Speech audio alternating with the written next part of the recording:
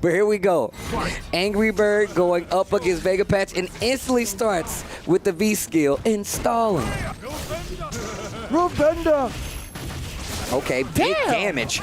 The confirm, I'm plus there, V shift to get out of there. That's how you know Angry Bird is aware. Jeez.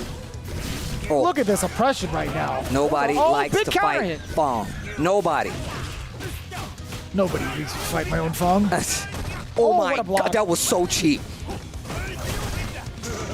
Okay, has another opportunity here. Very, very small amount of life here. Man, jump back Ooh. medium kick. You already knew. If you kept it nice and locked down with a meaty, it would have been a whole different story.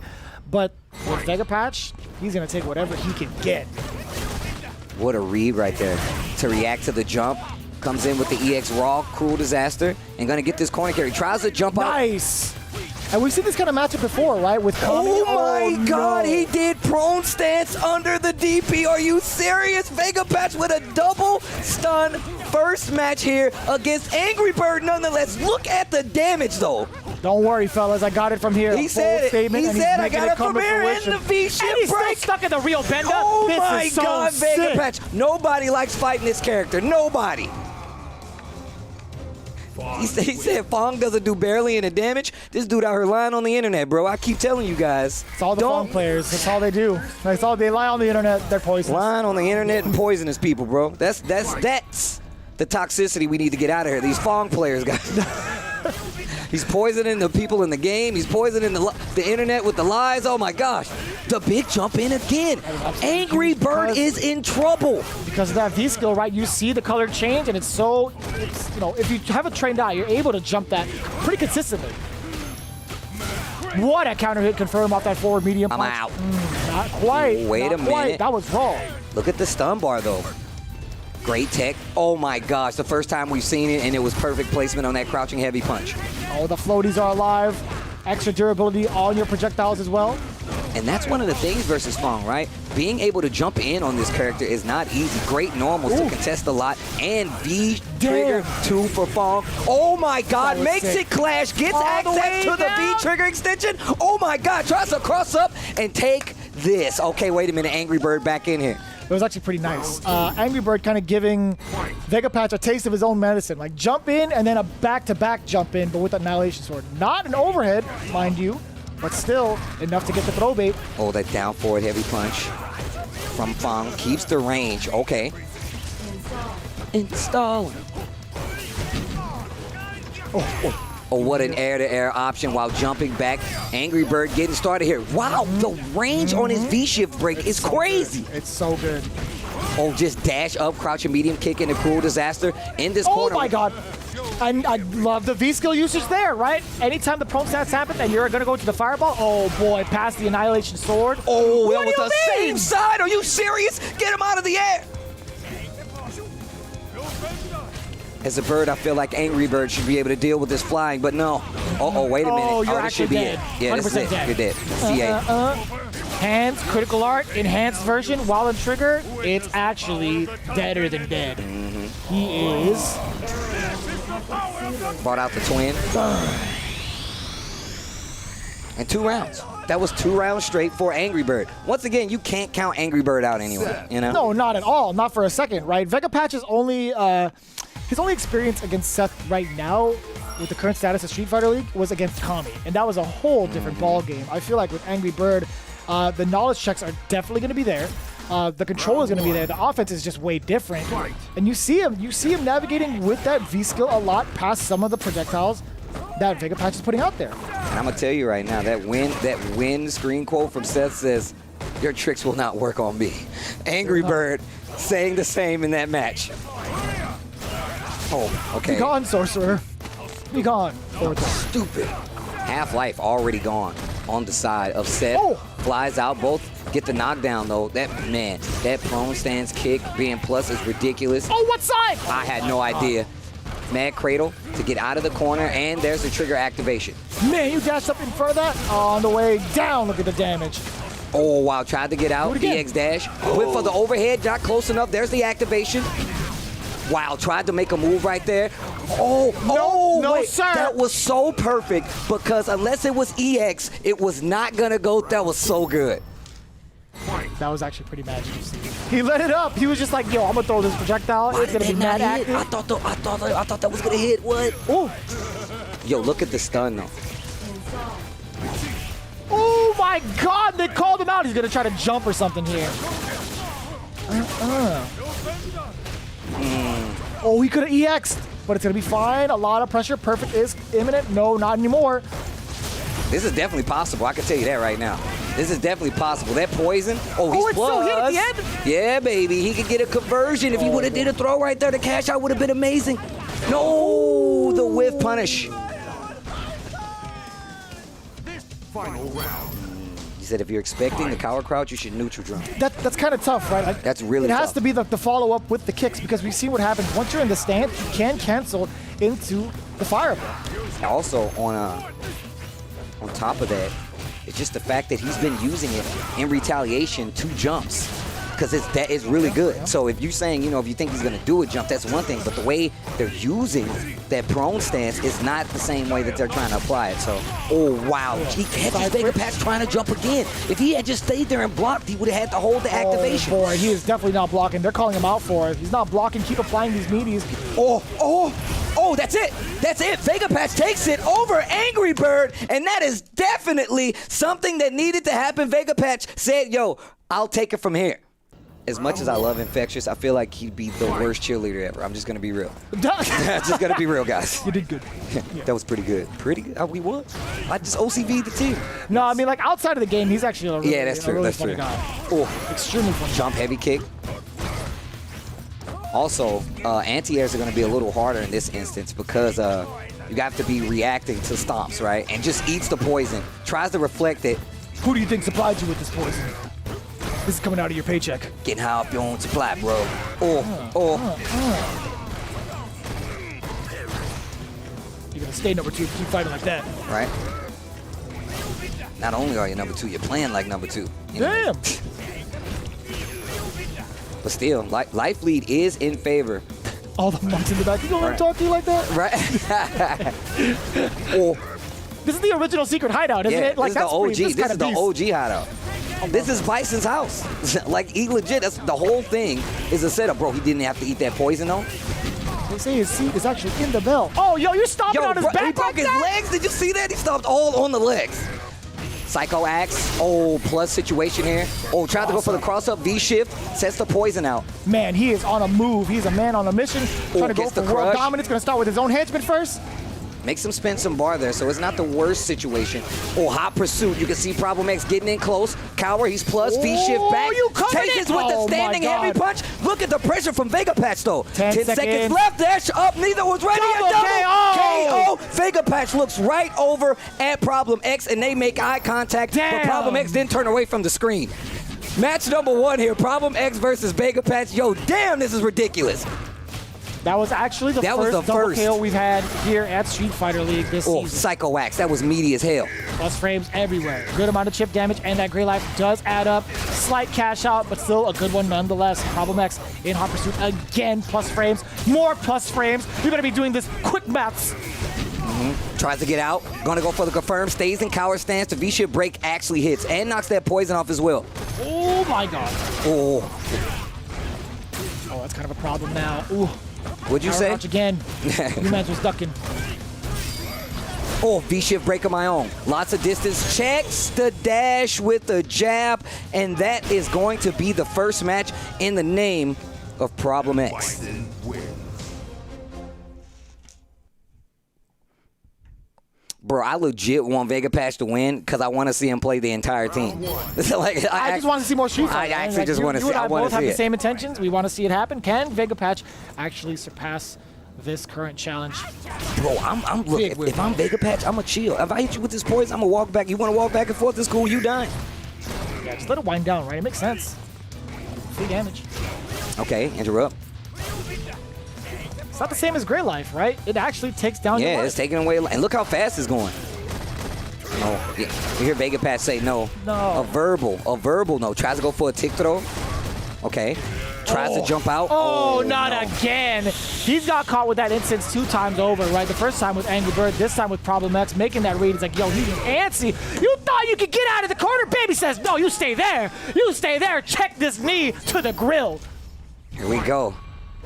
This round, oh, raw slide. Forward throw, oh, here we go.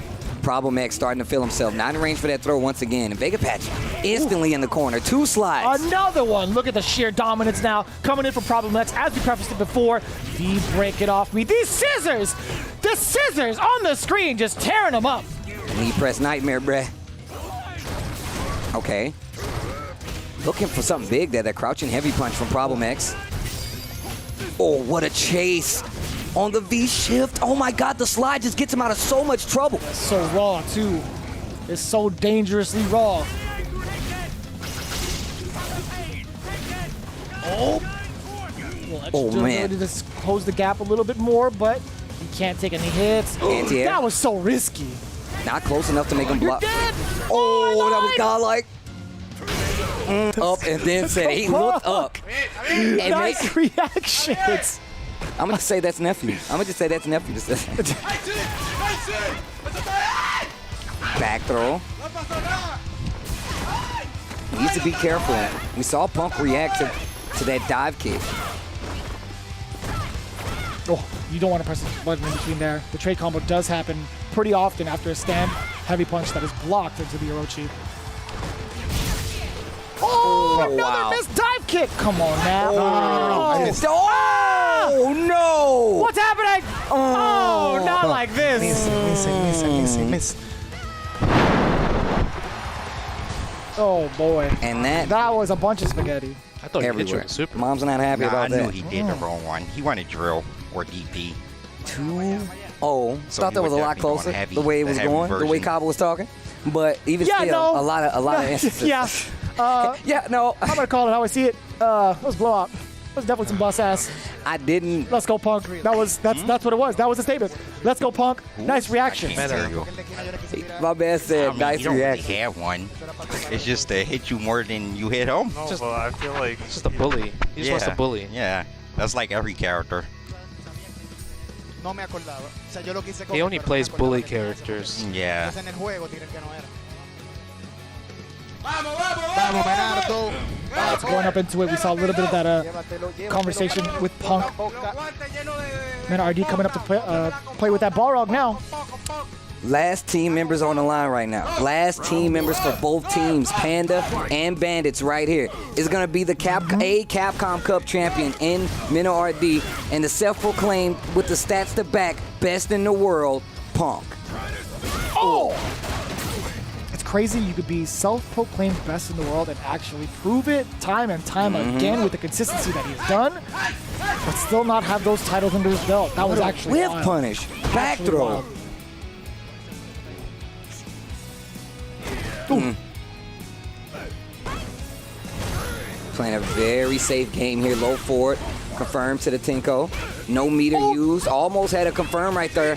Oh, that could have been big. Could have been dangerous. Oh, you cannot. That's the thing. You have to be aware of the meter as well, because Karen can close the gap whenever she feels You're like it. With playing that one EX man dash down. punch, you are not allowed to use that V skill in front of her. Go! You see that? Okay, I was gonna say. Oh, you still press a button after plus frames? How do you take that risk? Dash punch, V reversal here for Punk. Back throw, and it just seems like it's in fast forward right now for Punk. Ooh. Ooh. Lots of meter. Gonna break the other box. Just Oh, you're didn't actually even dead. anti-air. Orochi critical art, you already know. On the other side, more than Let enough me play despite the Monopoly. scaling. It was only 2 hits, and boom! This Still is alive. What in the world? Am I bad? Yes, I am. That was actually Some not even type close. of I thought fundamental it was going to be scaling. enough because of the minimum damage scaling. Oh shit. The scaling, yo. Yeah, but I thought it was going to be enough. You know what I'm saying? Like, there's minimal damage scaling involved. There was 2 jabs. There was 2 hits. Man. I mean, he's a beefy man. But like that tall too? I don't even know. How tall? I don't even know. How tall is Mike Tyson? He's definitely not tall. Mike Tyson like 5'5" or something crazy. Okay. No, he's not 5'5". There's no way. Frank, Why did I you believe wanna you? jump in? God, Steve. You're such a way with words. Forward throw now. Punk fully establishing this dominance in the corner, a lot of oppression. No, okay, well, backs off, doesn't want to overcommit. Okay, that's just fine. Checking with the low, with the movement, standing heavy punch again with Orochi, but still stealing turns back. He delayed the crouching jab. It's actually funny because they were talking about, he said, there's no chance of you beating me with Balrog. That's what Punk said. Oh, he's 5'10", he's tall, bro, I'm tripping. How did you even find that out? Oh boy, match with the internet. Oh boy. I see. No. You cannot. If you quick rise after that, yeah, it is a free punish. You're not allowed to disco in front of her like this. Oh, didn't get the kill though. A round would do wonders. A round would do wonders, but this is where Pump gets good. You are gonna crouching heavy punch and do something like that in front of the Alpha, who's got the reactions. There is so many recovery frames on that. Punk on set point here versus Bandits. Taking out Hermes Venatori. Suave, Topreo. Big interruption, but is it gonna be enough to halt the momentum that is Punk? The way he's been playing so far, man, RD gonna need a lot more than that. Just has to find a way to get past this defense. You know, we've seen the oppression, we've seen the offense from Punk, but this defense has been pretty impregnable. I mean, think about it. He's fought Smug so much. I see. He's fought Smug tournament in and tournament out for years on end. You got to be a pretty damn good Balrog to take out somebody like Punk. It's one of his roommates too. Right? Damn, he was going to lose if I medium punch, huh? I see. Something big with the roundhouse. Trigger still active. V reversal on the side of Punk. Must be feeling real confident about scoring this hit and getting the C8. No meter on the side of Balrog. It's going to be kind of tough, right? He's going to need a lot, or a couple of straight hits. You're actually dead. You're actually dead. And this time, I'm going to call him. Steve, guess what? He's dead. He know I'm not dropping that. Nope. You know I'm not dropping that. And Punk brings back Team Panda, seemingly in dangerous territory here.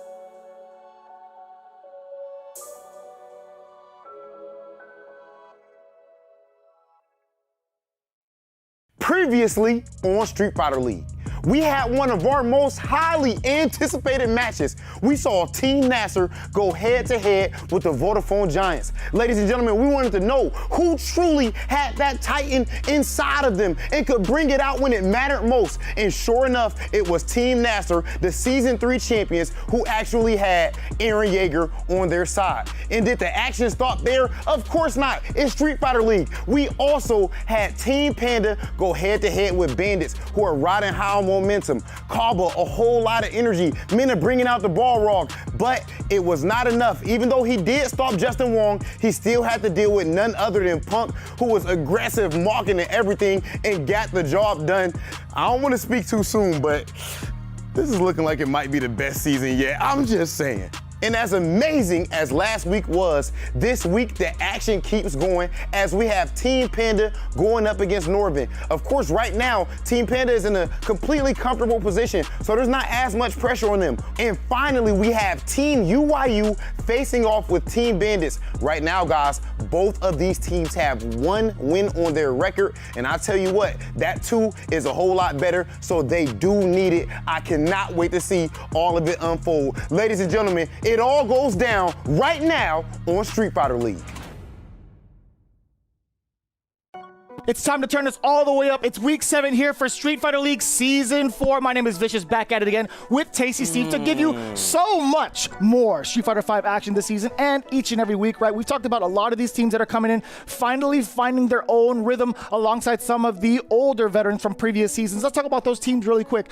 UYU and Nasser have been the teams that have been shown throughout Season 3. They're back at it again. Nasser with an extravagant current pace right now. These guys are going at the top of the leaderboards in a very dominant fashion. UYU finally getting a win from underneath their sails, getting a W against some of the other teams, also with a stronger powered version of themselves. We also have four other teams in the play. We have Bandits, we have Team Panda, we have Vodafone Giants, as well as Team Nordvin. Again, all of these guys are scrapping against each other to get those top 4 spots. Again, we're getting so much closer to that halfway point. Yeah. I think we're here right now, almost nearly there. We're a week out before we get to that half-season reset point, right? Where these guys will not be able to ban the same character that they have in the previous matches. And if you guys have not been watching Street Fighter League, and you should have, you should know that when these bans switch over, a lot of these players get to play. Now, we saw Problem X always talking about how they're banning him. We've seen in previous seasons Idom getting banned. We've seen Smug with the Laura.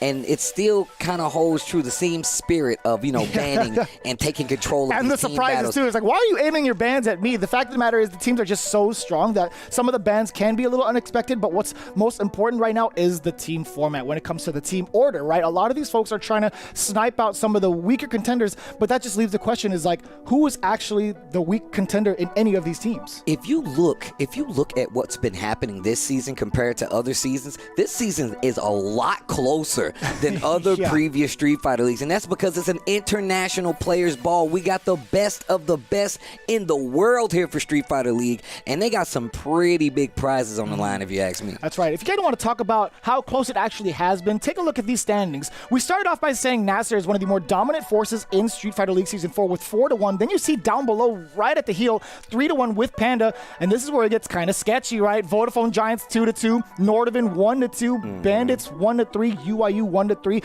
Nobody's out of the running yet, and that is actually the scariest thing because there's so much on the line with $75,000 going in to this entire season, as well as the winning team being able to face off against Street Fighter League Japan to determine once and for all who is the best in the world. And that format will go as follows. If you don't know, I'm about to tell you again. Street Fighter League is a 3v3 with SATA-style team tournament. Teams submit a player order, and if a player wins, they go to the back of the queue. If the player loses, they are completely eliminated from this week's team battle. These matches continue until one team successfully knocks out the 3 players remaining on the opposing team, and that's how we decide our team battle winners each and every week here for Street Fighter League. But you cannot, like we said before, forget about that ban. We're 1 week out for getting that reset. I'm really interested to see who they're going to start aiming for, but a lot of these teams this season really have players that you can't 100% ban throughout the season. So it's kind of scary. I mean, we've seen it with Punk before. We've seen it with Knuckle Dude. Yeah. We're getting it a little bit with Problem X.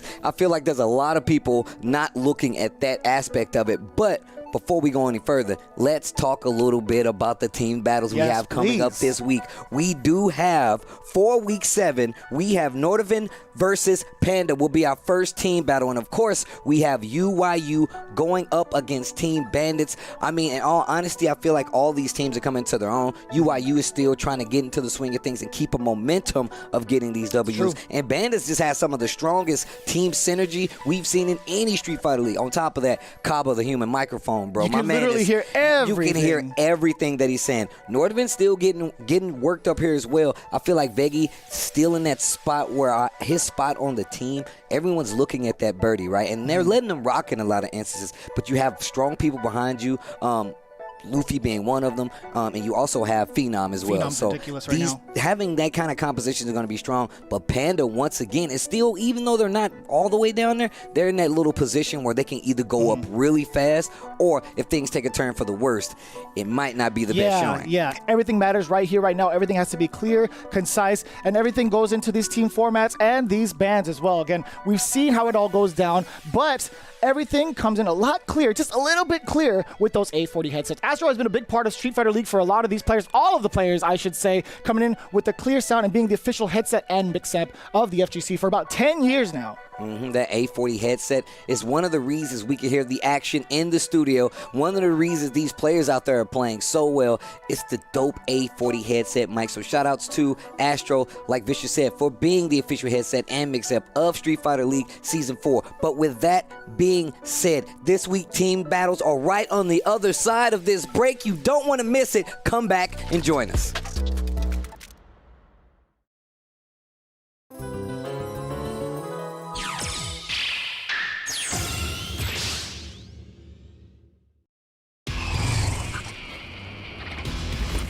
If I go too far, please forgive me.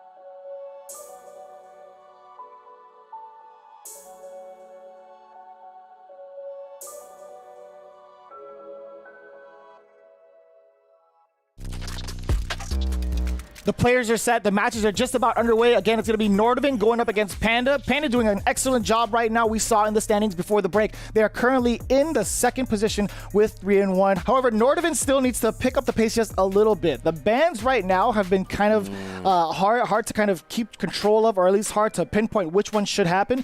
But as it stands right now, I feel like in Team Nordovan, there are two targets that are pretty much vulnerable to this ban pick. Yeah, no, that's definitely true. I mean, you're going to be looking at Phenom at all times. You're always going to be looking at Armika because of Luffy. Thing is that Luffy's been the target of this ban for the first half of the season for the most part. We're approaching that second half of the season. We will see a reset.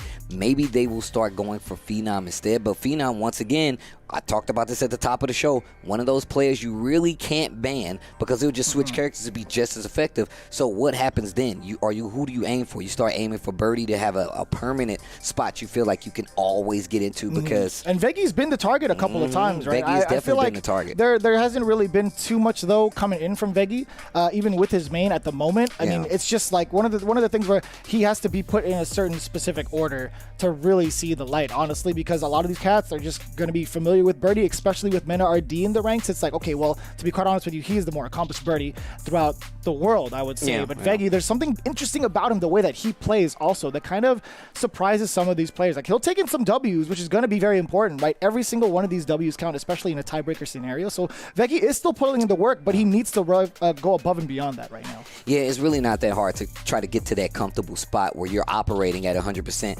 Vegi is definitely one of these players that has a lot of tech. We talked about it before, becoming a commentator, a teacher of the world of Street Fighter. So it's really not, you know what I'm saying? It's not like it's not there, the skill isn't there, or that there's any lack of skill. It's just the fact when you compare it to some of these other players, some of these other characters even more so, that matchup is going to get a lot harder, especially if you're a character specialist. That's why those secondaries are those alternatives, as one of our esteemed players here made us understand, is really, really important. But luckily, they have a player like Phenom, right? And even if they do start looking at Phenom, that opens up kind of the game plan for Armika to play. Because once again, Armika is going to be on the table in the second half of the season. True. With that being said, though, that's only one half of our team battles. And I believe Rob TV has some words with Phenom. Ladies and gentlemen, I am here with one of my favorite players in the world, my guy Phenom. What's going on, brother? What's good, man? You know why you're one of my favorite players, right? I don't know why. You know, actually, where it started at was... What? I thought that there was like this weird, no pun intended, phenomenon where it came to your jumps. Oh. You know, you've heard about people talking about that, right? Yes. Like, for some reason, it's like in animes where people got their own superpowers. Yeah. Yours, for whatever reason, is jumping, which is something that's generally speaking considered pretty scrubby to do. But you somehow made it like a skillful thing. What's the, if you can say, what's the sauce behind it? Are you reading... just reading your opponent, trying to read the button timing, or do you not mind if you do get anti-air because you're setting up other stuff? What's going on there? Well, I think it's a mix of a few things. It's a mix of reading their rhythm and kind of how they move as well. But I think a lot of it is that I'm actually pretty good at the ground game. So I get them so focused on the ground game and so like kind of worried that I create openings for jump-ins. Yeah. Right now, it looks like you guys as a team aren't needing too much assistance. Right now, where are you at? 1 and 2? Yes. Overall? We are 1 and 2. So this is your first season in Street Fighter League. Of course, last season was supposed to be, but you know, unfortunately, circumstances. The energy here, the level of play and everything, how's that been for you? I think the biggest difference is the ban system. Yeah, definitely. yeah. It definitely changes a lot. Like in Gfinity, it was first to 1, but all the players could use their main character, and like for our team, Luffy has not been able to use Mika, which is his main character. So we have a little bit of a handicap, and like you're a little bit handicapped in that sense. So that is something that is my first time experiencing in a way. Yeah. It's a little bit unusual, but I think it's definitely fun. The atmosphere is very fun. It's always fun, like for example, when you see Bandits play and that energy is crazy. Going that crazy. Energy is crazy, yeah. So it has definitely been fun. It's definitely been something that we're still getting used to. We still kind of have to find the strategies around Luffy getting banned every time. Has anyone surprised you yet? Not like just individual players, but like as far as teams, the way things are turned out so far. The next team you all have to play will be actually Panda. Yes. And they've started to separate themselves from the pack now, being at 3-1 up to this point. Yeah. Has anything shocked you at all as far as the way the standings are looking at the moment? No, nothing has really shocked me. Like obviously, Panda has Nephew and Punk, and Justin doesn't play as much, but he's definitely still no pushover. Yeah. But like they have good players, and it's no surprise that they're doing well. I mean, all the teams have good players. The most important thing is to get top 4, to get into that single elim bracket, and that is when I feel the real tournament actually start. because then there is no one can feel safe or anything. Yeah, The record don't matter. Yeah, the record don't matter. Nothing matters. It's just you either win or you're eliminated, and so that is when I think the real pressure begins. Right now, the only objective is I feel every team is to just get their top 4 placement. Well, you're talking about, top 4 placements. That's something that you have a whole lot of, even at, Capcom Cup. You've been one of the most elite players in the world for years now. Yeah. Right? Do you have any pressure on yourself because, do you specifically have goals that say, yo, I need to become the best? Or are you comfortable with where you are right now? I mean, I've always been comfortable. Yeah. Even when I was Trash. Yeah. Even when I was, it's like synonyms like trash, up and comer. Yeah. That's a nice word. It's a nice word to put it. But yeah, like I think in terms of making money and prize money and results and all that, I've done pretty well for myself. But obviously there are goals I still have. I want to win Capcom Cup. I want to win 250K. Yeah. I want to, I was close. I got 3rd at Capcom Cup and I got 2nd at E-League. So I've been close a few times, and so it's like, I just think it's a matter of time, to be honest. It's gonna happen. I'm just gonna improve and practice, and if I win, I win. But in terms of if I feel the pressure, no, not really. I don't like, why would I feel pressure? It's like, it's just people. I don't really care if people regard me as the best or not, whatever. I've been consistent for many years. Facts. The results don't lie, so people can think whatever they want. Mm-hmm. Like I think probably can argue with my results that I'm one in the top 10 of all time or close to top 10 in as a 5 player of all time. Facts. So, and that's just based on the results. So. I don't care what anyone says. How are you feeling about that matchup? Not how do you feel about it, but what do you think about it? You get what I'm saying? I get it. Analytically. I don't know what Team Panda really wants to do. I think maybe they'll ban Karen. Yeah. Because my secondary is Nekali, and then Punk's secondaries usually do well against Nekali, like matchup-wise. These characters, whether it's Colleen, Chun-Li, they might go that route, or maybe not. Maybe they'll do the ban Luffy route and get Mika out of the way and just trust themselves to beat, pretty much to beat me then. Yeah. Which obviously they can. The Punk and Nephew, and even Justin's he plays Manat. Yeah. It's definitely tricky. So I don't know which way it will go. It's definitely not going to be easy. So we'll see. It's gonna be fun though. I love playing against those guys. Phenom, I always appreciate the honesty, brother. Yeah. Much love to you and best of luck in your match up against Team Panda. Thank you so much. Having the least team battles out here than any other team in Street Fighter League is kind of a hard draw, especially when it kind of means that you're fighting from behind unless you have that lead. But at least they understand that, right? Having that mentality and saying, well, look, we're still kind of collecting data on a lot of these players. And even though we get to see them all the time, the team dynamic of Street Fighter League definitely puts a lot of players on their heads. It's not easy to conform to. And on top of that, these guys are looking at your strongest players. They're not trying to let you play at full strength. They want to clip you in some kind of idea to make that team fall by the wayside. Flatten the tire, if you will, on the team. So and Panda is definitely the kind of team to do that, right? Formerly Alpha 3, now with the induction of Justin Wong coming back from Season 1, it's a kind of going to be like it's a hybrid team of past Street Fighter League teams, right, with those members. No, you have Punk, Nephew, then Justin Wong. A lot of them understand the bands. They understand the team order and how important it is, right? They know about that team synergy. In fact, we do have Justin Wong coming into it for his interview to talk a little bit about him coming back into the league with Rob TV. There's only but a few times in life that you get the opportunity of sitting side by side with a GOAT, and Justin Wong has that lucky opportunity right now to be next to Big Hollywood. What's going on, Justin? Bro, I watch your stuff all the time on YouTube. It's very nice. Do you? Yeah. Yo, thanks, Justin. Appreciate you, buddy. Of course, Justin, obviously one of the GOATs, if not the GOAT, when it comes to fighting games. And so far in Street Fighter League, the first part I want to start with the BS, Justin. You know what I mean? That's supposed to be, if you watch my YouTube videos, then you know that's kind of... Yeah, you keep it real. I keep it a buck. Okay, $1.50. $1.50. Do you say like 250? I would never... 250? Aren't you from New York? I don't know. I don't keep up the trends. I'm old. Do you still listen to Ariana Grande? Oh, yeah, her and Taylor Swift, K-pop, Blackpink. I like Cardi B. Cardi B's cool. Anaconda. Your music taste is horrible. I like It Anaconda. always has Oh yeah, I been. always told people I have bad music taste because I like those random like radio stuff. Yeah, that's like just not supposed to be actually in your phone. You're supposed to just hear it when you walk into a store or something like that. They still make money.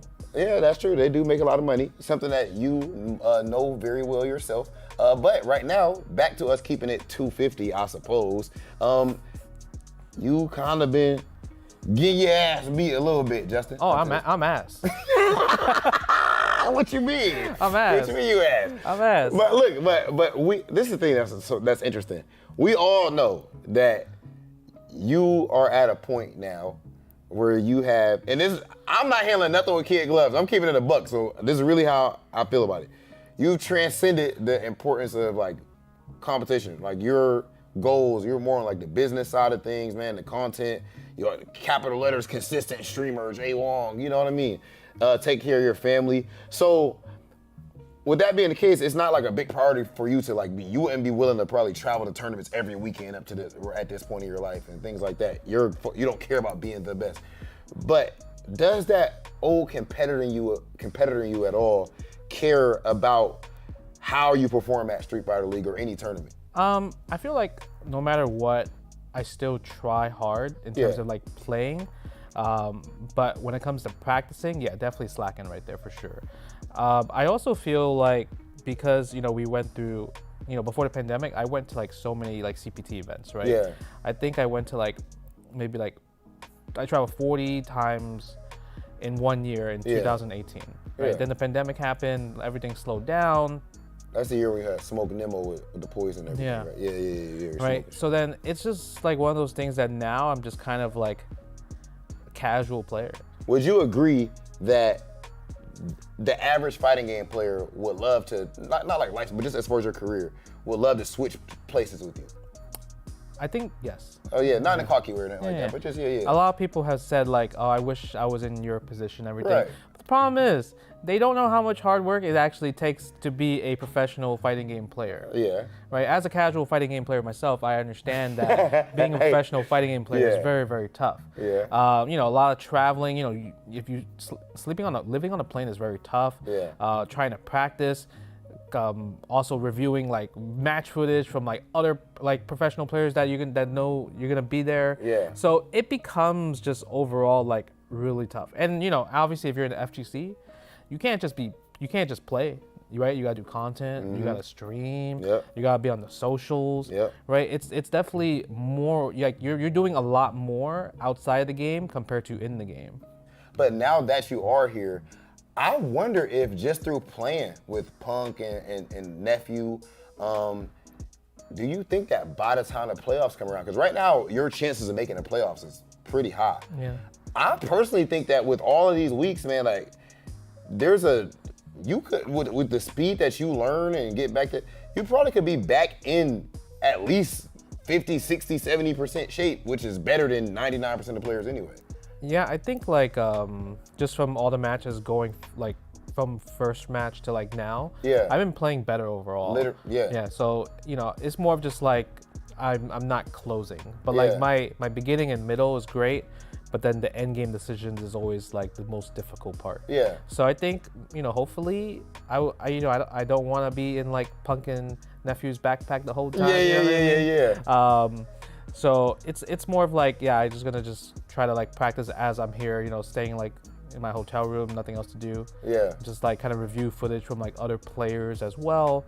Well, Justin, of course, 9 EVO championships, Esports Lifetime Achievement Award. I mean, we would be here for 3 more shows if I was to list everything that you've done. Ladies and gentlemen, I think that there's a high chance that by the time the playoffs come around, a sleeping giant may have been awakened. Ladies and gentlemen, Justin Wong. It's the Grandmaster power-up is what it is. That never leaves Justin Wong, I feel like. Just having a champion like him, who's been such a prestigious figure in the FGC, it's kind of intimidating, but low-key, it's like, if you're someone like Punk and Nephew, it's like, yo, I'm glad to be here. More so than like an intimidating presence. Like they can't move. It's just like, yo, man, I feel as confident as ever having someone like Justin Wong backing us. I think having Justin on any team makes you more positive about your outcome, right? And on top of that, Justin, you've not really banned him anyway, and still I feel like it's only a certain amount of time before he gets into the swing of things. Yeah. So it's going to be Justin Wong going with the Rose pick, as you talked about, kind of hard to ban, right? He has 3 other characters under his belt. Colleen is going to be the main pick for Luffy, which has been the solid pick thus far. Another one of those players that is just absolutely confident in his gameplay. He's just going to be flaming it out against Justin Wong. Just to mention that, right? The king of lame. Justin Wong. But this is gonna be, it's so funny seeing Rose like facing off against Luffy. It's like, why didn't you pick me? You betrayed me. Right. Well, I spoke to Luffy about this, and he says the character is very different. And this is a topic that we touched on. These newer characters that are returning, they play differently. And sometimes they fit a little more to their original game aesthetic, right? And not even just the game, not even just the aesthetic, but the gameplay as well. Rose had a lot of improvements. That tarot card system you have to be aware of. Not ready for that jump right there. Actually gets the block, but gets the EX Parabellum hands, drops the throw. Man, Luffy's missing a good amount of opportunities to punish Justin Wong. Even after that activation, I think he could have speared right past the projectile, but for the jumping option, thinking, you know, maybe he would have got the bigger damage, the beefier punish. Oh, just outside of the scarf range from the stand heavy punch, but still lights the Parabellum again. No, try to do it. This is going to be great for Justin Wong. Yes, sir. The air to air. Conversion gets the knockdown as well. We saw Nephew bringing out some of those strong Rose combos. You see Justin Wong kind of setting up, too. He's backing up, getting ready for trigger for a setup, and now it's going to be one touch away. And Luffy just running into the fireball after the block string. The Soul Sphere always coming out from a cancel from Justin Wong. Yeah, you got to remember, though, that teleport is really going to keep you on your toes. Okay. Oh, Vanity Step not within range to get a punish back to projectile. The punishment, okay. The spacing right there on that mine working out perfectly. Oh, wow, just finds an opening with the EX Parabellum. Gonna push. Sweep cancel to take the Oki. Forward throw, wait a minute. Try to do it again, but no big counter hits though. It's still fine. Justin Wong is fighting himself out of the corner. A lot of the light utility coming in, but Luffy's trying to keep him grounded, or keep him frozen, I should say. Trying to get a throw bait, back it away, not overextending, and immediately rushes back in with that V-trigger. Raw activation from Justin, no punish for it. Justin trying to find a way out, gets the jump, not going to use any of that V-trigger meter yet, but finds a hit right there. And still, that trigger's almost gone now, but full CA. Full CA on the side of Justin. Once again, just keeping his pressure locked mid-screen. Small guessing games, nothing too crazy. Man, that low forward is far. If she hits with a low forward soul spiral, it's going to be critical and it's going to be dead. With the amount of life she has up, that could have been it. That was it. Justin. Okay. Take throw once again. Chip's not going to be there because of the fact that V-Reversal is on the board for Luffy. But if he activates, that's going to be a whole different story. And Justin Wong is trying to beat any sort of movement, forward movement or normal, and runs it too. Okay. Another one. Another fireball. That's the second time he's perished in that way in this game. And that lane game is one of the things Justin's good at, right? Looking at a lot of instances where Justin could have a lot more damage on the table, but this small poke game really kind of frustrates a lot of people. Anyway, Luffy not playing with his main character, obviously. You could tell there's still a lot of work to be done with a character like Colin Ryan. Not close enough. Yeah, it's way too far out. Got a couple of the hits, but the pushback allowed Rose to get out of that sequence safely. It's going to be just fine, though, for Luffy. Back-to-back sequences now. Didn't get punished heavily the last time, but Justin Wong is doing such a great job fighting out the corner. 3 rounds straight. He's been bullied into this corner early and has found such great success getting out. All right, starting to use this card system as well. Ooh, uh-oh, wait a minute. Trigger active this time, forward throw into the corner. Justin in trouble. Life lead in favor of Luffy right now. Eats another throw. Trigger is on the table, and the tick throws are adding up. I'm about to say, you need to talk to Nephew about this, man. He's got a whole chop shop of throws where he does this. You got to be careful. Once again, this teleport pressure to get out of the corner. Still has one more teleport left for Rose. Oh, and it actually hit! He wasn't ready for it. Drilling the critical art, that's going to be more than enough. And that's been the same sequence Justin Wong has gone for so many rounds already. I don't know what the angle was, but there was something about it that confused Luffy. That walking back and forth, I feel like when you have a teleport that does that, it's kind of like Dawson's teleport. You need to be really careful. Swing a little too early, swing a little too late. Gonna push you right in some of those ranges where you're gonna have to be blocking, right? Or you might be able to confirm it to a hit, like we saw Justin just do that. fishing for the fierces, right?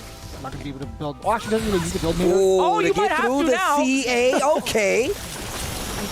I don't know if Luffy was ecstatic about that one. Because look at the amount of damage it actually does. And just about right now, it's even. You lost all your critical art for that. Yeah, no, that's definitely true. Going super doesn't really take off that much damage either, so. All that to get past the defenses of Justin Wong and how much activity he has. Now it's going to be all Justin. When he gets to this corner, he's not going to be playing lane. He already sees it. He's smelling blood. But Luffy does have another chance, right? What's the other side? Forward. Checking with the lows afterwards. The trigger. Still on deck for Justin Wong. Looking for the tick throw. Not going to work out. Activate off of the sweep. Teleport once again. That Soul Spark going to travel all the way across the screen. No meter left. 1 bar of PX on the side of Luffy, and he's not going to even get there. That's going to be 2-0 for Justin Wong, and I believe that's his first team battle victory, if I'm not mistaken. That is actually correct, right? In a convincing fashion, 2-0. Now, that one, that's kind of tough. I'm starting to understand a little bit what Luffy is going through. He's like, how many times is he going to go for the same setup? It's the no setup. Like, you know, the no mix-up. The no mix-up. Ah, yeah. yes. In fighting game, tale of old. If it ain't broke, don't fix it. That's exactly it, yeah. If you're not going to stop me from doing it, why would I stop doing it? Especially if it's working and you got a chance to cash out. It worked out one round. We saw the cash out to full CA from Justin, and then why stop there? Justin is definitely from the school. He went paper. He went paper every single time. Well, Justin, with that being said, he's going to rotate to the back of the queue. Still going to be able to play in this team battle. Unfortunately, that's going to be the end of Luffy, and this puts Veggie in a very, very tough situation. This is huge. Absolutely huge for Panda also, just because of the fact that they could potentially get a full-on sweep with the correct order. I feel like, you know, Veggie versus Punk, it's going to be kind of tough. I don't know how often these two have actually played against each other, but Punk, he has a pretty solid download on a lot of these players based off of just watching them play. So it's going to be a tall order for Veggie, to be honest with you. I'm interested to see what character will be played.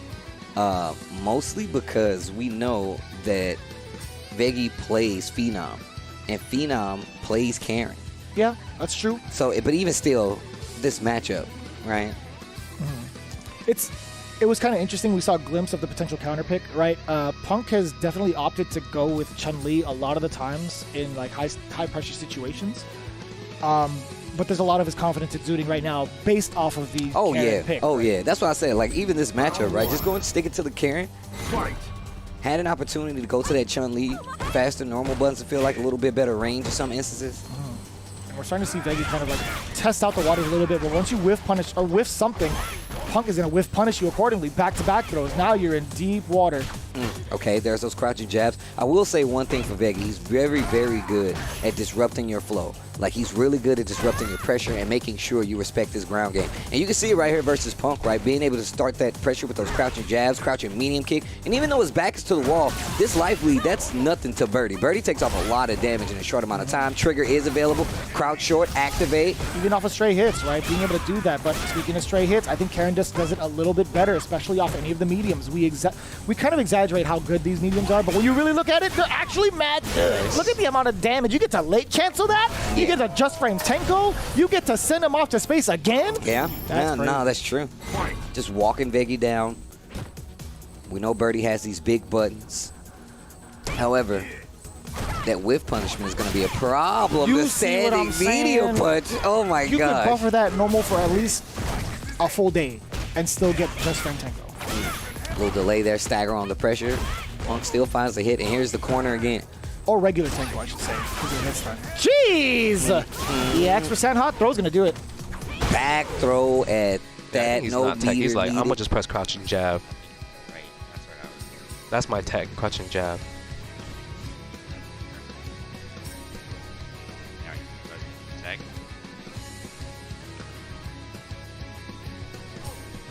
Pretty convincing so far from Punk, right? 2 rounds straight. Veggie is still trying to figure it out. It's kind of hard, right? Like, you don't want to press those disruptive normals and have them whiff because of someone like Karen, even in the hands of someone like Punk. You're going to get whiff punished. You're going to get buffered. The whole 9, right? Karen does a great job of counter-poking against someone like Birdie. Boom, just like that. We're seeing it. Tries to go for the cross-up. Of course, Punk has seen this before. Standing light starting to add up. Just like Justice said. Oh, big crush here with the standing fierce. Oh, Oh, wait a minute. Back throw. Really wasn't prepared for that scramble, but still a reset situation is good for Veggie. Yeah, the Orochi just pretty much off the mark. It would have been great for Veggie had he gone for like a full-on punish, but as you said, it was a scramble situation. Slide ender after that still has... Gurenken, one more time. Not going to spend the critical art. Doesn't need to. Punk in full control. Standing medium kick to close out. This is definitely not going the way Veggie needed it to. This guy Birdie is stealing all of his seats from that poor staff member. He was just like, yo, man, I just got this prepared.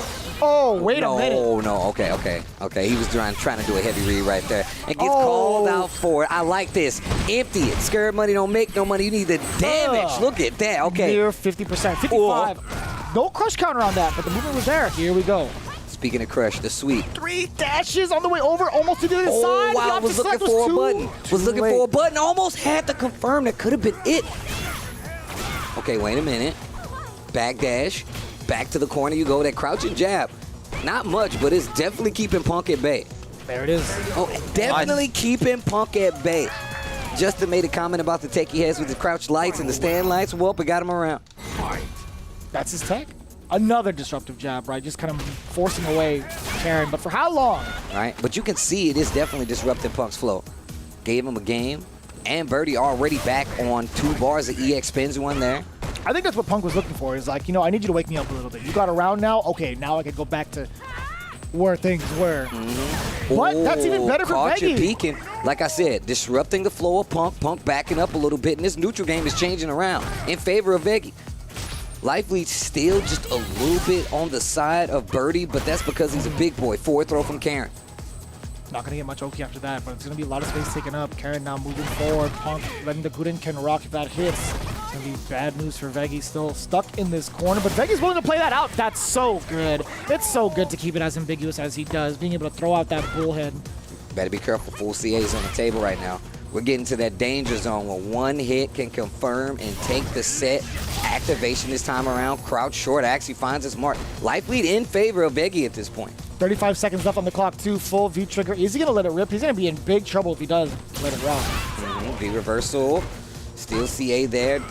Gray life adding up. It's going to make it easier if we see a confirm from Punk. Not shy to it. Does it all the time. Card carrying member of the Confirm Club. And that will be that. Punk already got the headset off, and that's gonna be team battle number 2. Punk's gonna take it 2-0. Started to see a little bit building up there for Veggie, but like you said, man, once Punk woke up, it was more about, what are you gonna do to stop him at this point? And once again, it all falls on Phenom's shoulders. Man, my man's back gotta be hurting. Karen versus Colleen. Obviously, there's going to be a lot of matchup experience going in for the side of Nephew playing just throw out 2 reckless. some of the best Karens in the world, or the best. Offer parry and you'll hit it every time. Okay. Punk giving him some and when insight. he's in the corner, he's going to try to jump out, so be careful with your buttons. Amazing. So Punk giving Think of it like a single tournament. You don't want to go in loser bracket. You have to strike everything. Damn, not a lot of talking. Yeah, not a lot of talking that we see from Nordvik throughout this entire season, but Luffy, vote of confidence to Phenom here. And still a very strong team we see with Nordvik, man. I know a lot. It's a lot harder to get things going for you, especially in something like Street Fighter League. But this team is very strong. Oh, what a whip punish! Did you see that? And Nephew actually did that with confidence. He bobbed his head as soon as he saw that normal to force himself to make that whip punish happen. At the same time, we're talking about Phenom too, right? He works well under pressure. Hence why Luffy was like, "Don't get put into Luffy's bracket." But Nephew again. At a life deficit, but this is where he really shines, right? With Colleen, we see that intimidating presence of Trigger too. Okay, trying to get something started with the tick pressure here. Nephew's tick throws. Oh, wow. A little shimmy there. Forward throw. Life lead. Not on either side, just slightly to Karen right now. Slightly not to anymore. Phenom, and that's a switch. Full CA on the table, and her CA don't take much, but it should be death. Ooh, wee. That was actually just enough, too. Nah, as soon as I saw, once it gets to a certain point, I'm like, all right, that's not going to kill, but she gets one more little piece of damage on there. Scaling ones it does Just make sure the scaling isn't off of 2 jabs, because I've already made that mistake We've once. said, I remember. And Peppage Farm remembers. Anyways, step media kick. And Phenom, just to talk a little bit about his understanding of this matchup, I think it was more so after we saw like that surge of like Punk just doing so well. Started picking up the Guile, started picking up the Karen outside of the Nakali, and kind of gave us this, what we see in front of us, which is a very strong Karen. Not looking too good here, but I mean, it's his nephew. Oh, that was crazy. If it actually hit and connected into the stand heavy punch, I would have said, Punish here. Oh, boy. Wow. What is going on? I have no idea. Definitely a missed input for Phenom there, right? I'm not sure what that was, though. Maybe a little nerves kicking in, maybe, but one round apiece, though. He was looking for that extra hit stun coming in from the hail. I was going to say, like, if there was that much hit stun to connect that fierce, it would have been a whole different story, but fact of the matter is, Phenom got very fortunate, a very fortunate circumstance where it didn't happen. The trade-off didn't happen for the favor of Nephew. But it's going to be just fine. Finding the mark with the heavy punch. I'm telling you, man, it's bound to happen. Heavy punch and Colleen, that's a fact. It's gonna happen in a match. Oh boy. Wow. Medium Mujin, huh? Okay, checks the legs. Yeah, that small input we saw from Phenom, that input mistake definitely could have been big trouble. Wow, just like this situation right here. Knockdown in the corner, doesn't take the throw, not the air throw, but the ground throw works out. And just backing up now. Nephew giving Karen a lot of space, knows the trigger's on the table, blocks the sweep, blocks the overhead as well, another forward throw. This isn't going the way he was hoping. Tries to interrupt the EX hail and the crouching medium kick from Nephew. He's playing really bad. Yeah, he's nervous, I think. They don't actually know the Colleen matchup. Remember when he's in the range where after throw he want to keep the pressure with stand medium, he exhale, you do Tenko. Remember, keep your eye for it. Round 1. Fight. You see the stark differences in conversation when it comes to Panda and Nordic, right? Panda with the utmost confidence in their man Nephew. And even Nephew was like, you know what, I feel like Phenom is not in the right mind to be playing right now. It's just a couple of subtle mistakes. Yeah, he says he's playing, like even Nephew pointed out, like he's probably playing really bad. But once again, like I said before, like Justin even said it might be the nerves, and I feel like that's the thing, man. Where you're at this part of the season, and we're about to transition over to the second half, you need every win possible under your belt. And Nephew is not letting up at all. He's been here before, and literally is not trying to go into the second half of the season in a deficit at all. Ooh! Letting it rock with that stand medium, looking for more of a corner carry, but now it's going to be kind of awkward, right? After that forward throw, especially a little bit outside of the corner, you don't get to apply any meaty pressure, so it's going to be a well-earned hit if Phenom could find one. However, Nephew still has 2 bars to work with. Any confirm could really, really take it away from him. Dash up once again. Phenom does have those confirms. You better be careful. Not much needed to close out here. He had a little gray life. And you see just kind of being annoying with that standing medium kick. About 30 seconds left on the clock, and Nephew has no problem holding down back. The whiff punish here will definitely seal the end, and we've seen a lot of that coming from Nephew. Oh, stand medium kick. Wow, tried to go for the whiff punish with the trigger activation. The jump. Oh, the back throw still within range. I think Nephew tried to hit the throw bait, but his normal was extended. I actually think he walked forward a little bit to get that throw. I think Phenom walked a little bit forward to get that throw. I think you're right. Oof, oof, and look at that. The shimmy starting to work out. Look at the damage. Gets the V-skill knockdown. Forward throw starting to work out. It was all data for Phenom. Look at the big difference. Oh, boy. Side switch. Oh, you thought. So did I. We all did. Good defense on Phenom's side. Oh, wow. That hit. That actually hit. Yeah, you're dead.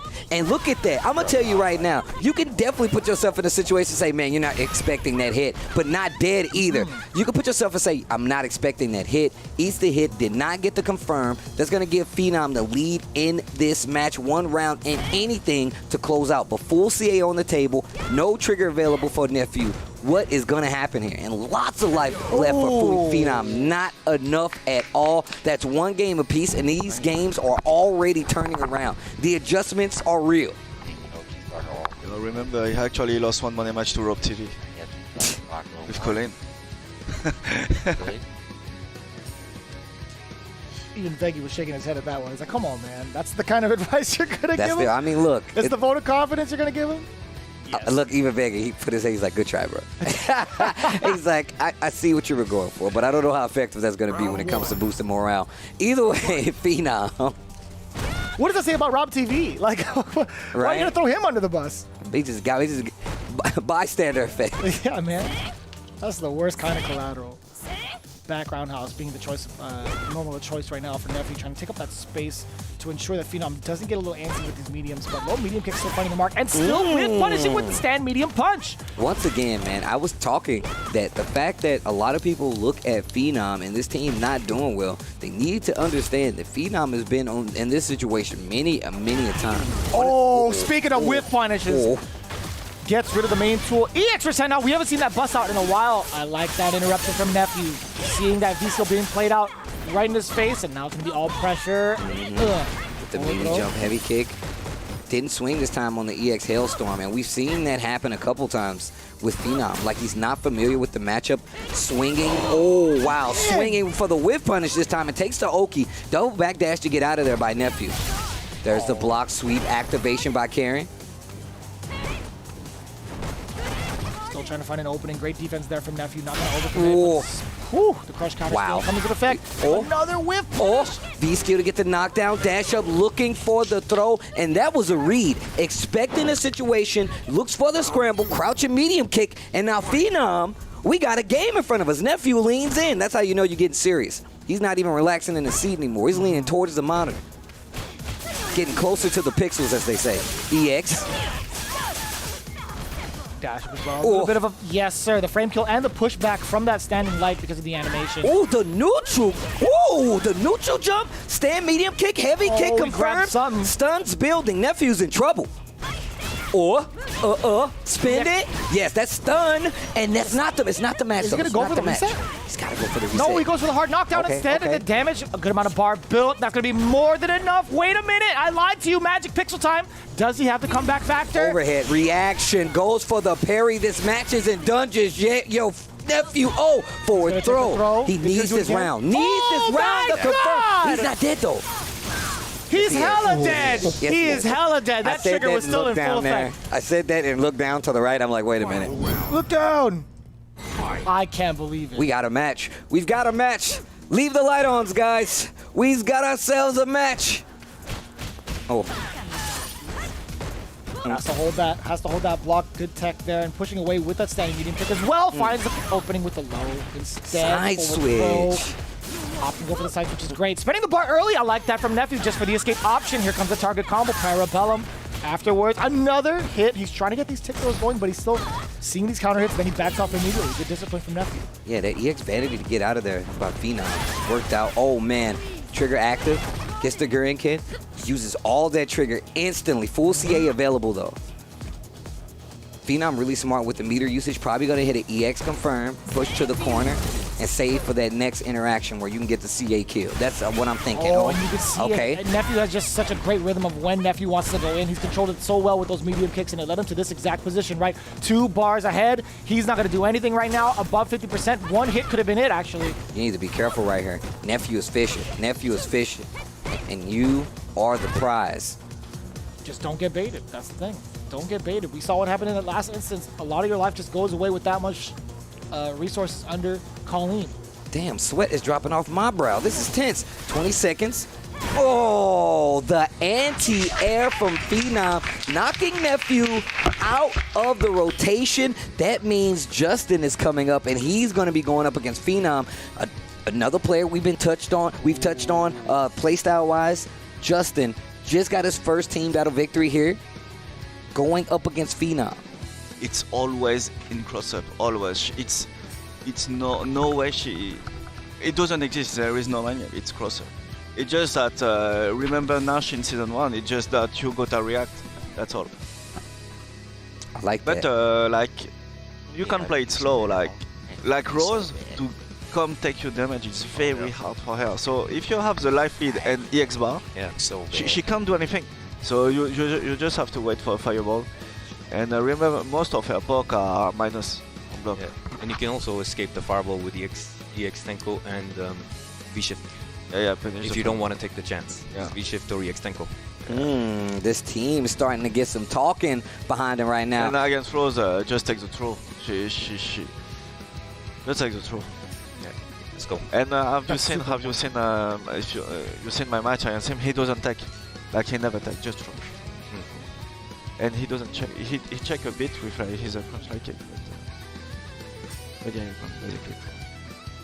Damn, talk about the data. That was Luffy just gave us a whole Bible on Rose's Justin just from that earlier interaction. He checked off every single box you need to kind of counter Justin Wong, right? You see it from the previous match they had. Everything that went well for Justin, he was like, all right, I'll take note of this. But let's talk about this, right? Let's talk about the fact that even though Justin hasn't had the most success, his neutral control and fundamentals can really take him far. And he's getting more and more powered up by the fact that he's still in this team battle. I can tell by the look on Justin's face, my man is playing right now. I was going to say, he drew the penalty card. He got the red card against Phenom, and now it's going to be a little bit scary Rose, but not anymore. Gets counter hit right here. Mujin Kyaku. Oh! Get the knockdown in the corner. Still, life lead just about even right now, right? He's waiting for it. He's waiting for the activation, looking for the fireball, and jumps out of the way. That's exactly it. If you don't have to block it, you don't need to. And on top of that, Luffy gave him he's like, it's just like Nash's. You just have to react. Didn't react to the anti-air. Or goes for the jump. The cross-up not going to work. There's a back throw. A little season on that bar. A little gray life means he's going to be dead. And then the EX Tenko to close out. A lot of touch and go in that round right there. But it's going to go to Phenom. Get a little bit of seasoning on that yakiniku, you know what I'm saying? Get that barbecue going. Ooh, the confirm. Throw now into this corner again. Justin Wong has spent so much time in this corner, not even just in this game, but in the game against Luffy. But he's found so much success. That is a big whip punish. Big damage on top of that. Ooh, get out of the corner. Trigger is active, looking for a back throw. Not wanting to spin any of that trigger. Justin getting a lot of crouch shorts, but not enough to make it count. No meter on the side of Phenom. Do you see Justin now carefully placing these soul sparks, right? He's looking at it to see if Phenom's going to jump. He actually stood still this time. He said, just take the throw. Phenom taking his advice, and I like it. Trigger completely ran out now, making him take the guess, but full CA is there. And Justin laming it just the same. Oh, you thought you could get the card out in time? Actually, he just did. He blocked on the way out. Okay, activation after the block sweep. Forward throw, a little gray life means it's going to hurt some more. Full CA, if Justin finds a hit, it's not going to be the kill. That's why he didn't spin it there. The mine is there. Looking for a hit. He checks the walk up. Button? That's Phenom, bro. I thought he was going to have enough time, but Justin delayed it a little bit too long. He went in for the standing medium punch, and Phenom snuck in the light instead, and that's huge. Karen gets huge damage and huge conversions, especially off of those lights, those light jabs, or the crouching jabs, especially in counter hit. Stand or crouching, I should say. That's actually fantastic. Wow, just to get through the Soul Spark this time. And Phenom warming up right now. Okay, still needs to be careful. You can see Phenom still trying to get control of that range, where a lot of Rose's normals are helping out, and that Soul Spark is keeping her honest. Justin Wong, so much activity on the screen via projectile. That Soul Spark, checking with the low medium kick, checking the anti-airs as well. Phenom busting out, finding the target. Big throw break into the trigger now. Justin's trying to find his way out. Can he do so? He does so successfully. And even Justin using this V-trigger to get out of these situations still helps Justin, because I feel like he's really good at controlling the pace. As long as he doesn't overextend, get possibly hit by, oh wow. I thought the soul bar was going to be enough. Even though he knows it still didn't work out. Justin's starting to get a leg in this game. Crouching heavy punch. The jump out, crouching medium kick. Justin puts one on the board. Like I said, you cannot ever count out Justin Wong. I know How a guy. does he know? Go ahead. Oh no, I'm just saying, it's Justin, bro.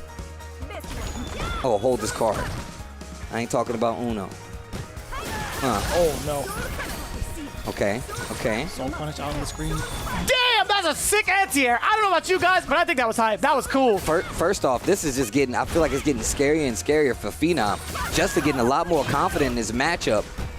That was the sickest paper cut I've ever seen. Oh my. Big damage. It's the stun factor, right? The throw's going to be more than enough. He tried to take the throw, or he should have taken the throw, but it would have let the stun anyway. That's the problem. And he knew it. Okay. He definitely knew it as well. Set point here between these two. One more obstacle in the way for Nordvin to get a team victory here, but it's got to be over Punk. And it's still got to get through Justin, who's not making it easy. I can tell you that right now. Not playing this kind of spacing. Oh, hold this card. Just in case you need to get in contact with me. Here's my contact info. Gets debuffed again. Oof. Hard up Rose. Trying to go for the tick throw. Justin not ready. Just slowly chipping away. This pace really does help that's Justin. huge. Oh, but still goes for the Soul Spark. That was cool. Wow, the lame game. Let's play the lame game. You hate it? I love it. I love it. I love it. You hate it. Okay, activation off of the sweep. Justin retaliates with an activation of his own. That could have been huge. You're actually going to be Schmitz, but he got his objective out of the way. He wanted to get out of the corner, create some space for himself, move on back to the other side. He's fine with that. Can you handle his lane presence? Oh, that's so far. Okay, wait a minute. Phenom still alive here. Justin can't take a match here. We said all these matches count. You never know what's going to happen at the end of a season at a potential time. There's a sweep, no trigger. Puts her under the hair dryer. Oh, he's out of there. He's out of there. He's going to be backing up. See you later. Okay. Punish. Soul Spark coming in. No, yep, you seen the reaction before the V skill. Not going to get the kill. The jump back, not ready. Activation's going to put Justin in a bad situation. That is a scramble, and that's how it happens. Phenom back on the board and put this team Nordvin back in the running to get this team battle. GG. Show him that he's actually worse than Rob. Show him you're the best current Phenom. Ooh. Show him you're the best cannon, Phenom. That is. And Phenom, remember, like, Punk with finish are very, very strong. If you, like, when you poke him, like, really try to not whiff. His whiff finish is very strong. I know, right? You're not gonna give me the end of the story, bro? Yeah, what? Be careful, don't whiff anything because he's one. And he doesn't take a lot. You can actually throw him a lot. Even when I was playing him a lot yesterday, when his health was low, throw was not very an option for him. Unless it really kill, he doesn't really take. Like his percentage of taking it really low. But yeah, just don't really whiff much. His whiff finish is very strong. Remember Johnny? I feel like that's the kind of insight you want. Luffy's an Evo champion. You know he has the skills to break down people at a fast pace, understands the meta, as well as just the fact that Luffy's just a world-class talent, man. He doesn't have his character now, but still able to articulate and break down some of these options that any one of these other players are going to go for. Yeah. Wow, they're just going to play the mirror? These guys are gross. What else can they technically do, Steve? I mean, look, I mean, I get it, but, no Guile versus, Karen. No Nikali, obviously, because they say they don't feel good about the character, but, But here we go. Last team battle of the day for these two. Last characters in the rotation. Last players in the queue, I should say. Oh, my goodness. And you'd already see the kind of standoff. They're trying to see who's going to whiff first and who's going to get punished first. Playing at the optimal ranges. Not far enough. That standing heavy kick. Then you talk about the control, right? That is actually phenomenal, no pun intended. You're talking about the control, throwing out the heavier buttons that take up a lot of space. It's kind of unpredictable, right? Now you're hovering around the medium ranges that we're expecting. It's like, all right, well, do I even try to whiff punish it now? Do I try to throw a limb like a shorter limb? Oh, that's huge! See, now it's about counter poking or preemptive button presses. This can go down not the way Panda intended. Nordvin really needs this team battle, in all honesty, I feel like. With their 1-2 for the season, that'll put them at 2-2. They'll be tied with Vodafone Giants at this point. With the amount of W's under the belt as well, it's going to be pretty significant, but we'll see how it plays out. Punk already trying to make the adjustments at 38 seconds left. Phenom is going to be hugging the other side of the screen until that activation. Now, just the threat of it alone is enough to make Punk reconsider his forward movement. But if he has the space, he's going to try to reclaim it.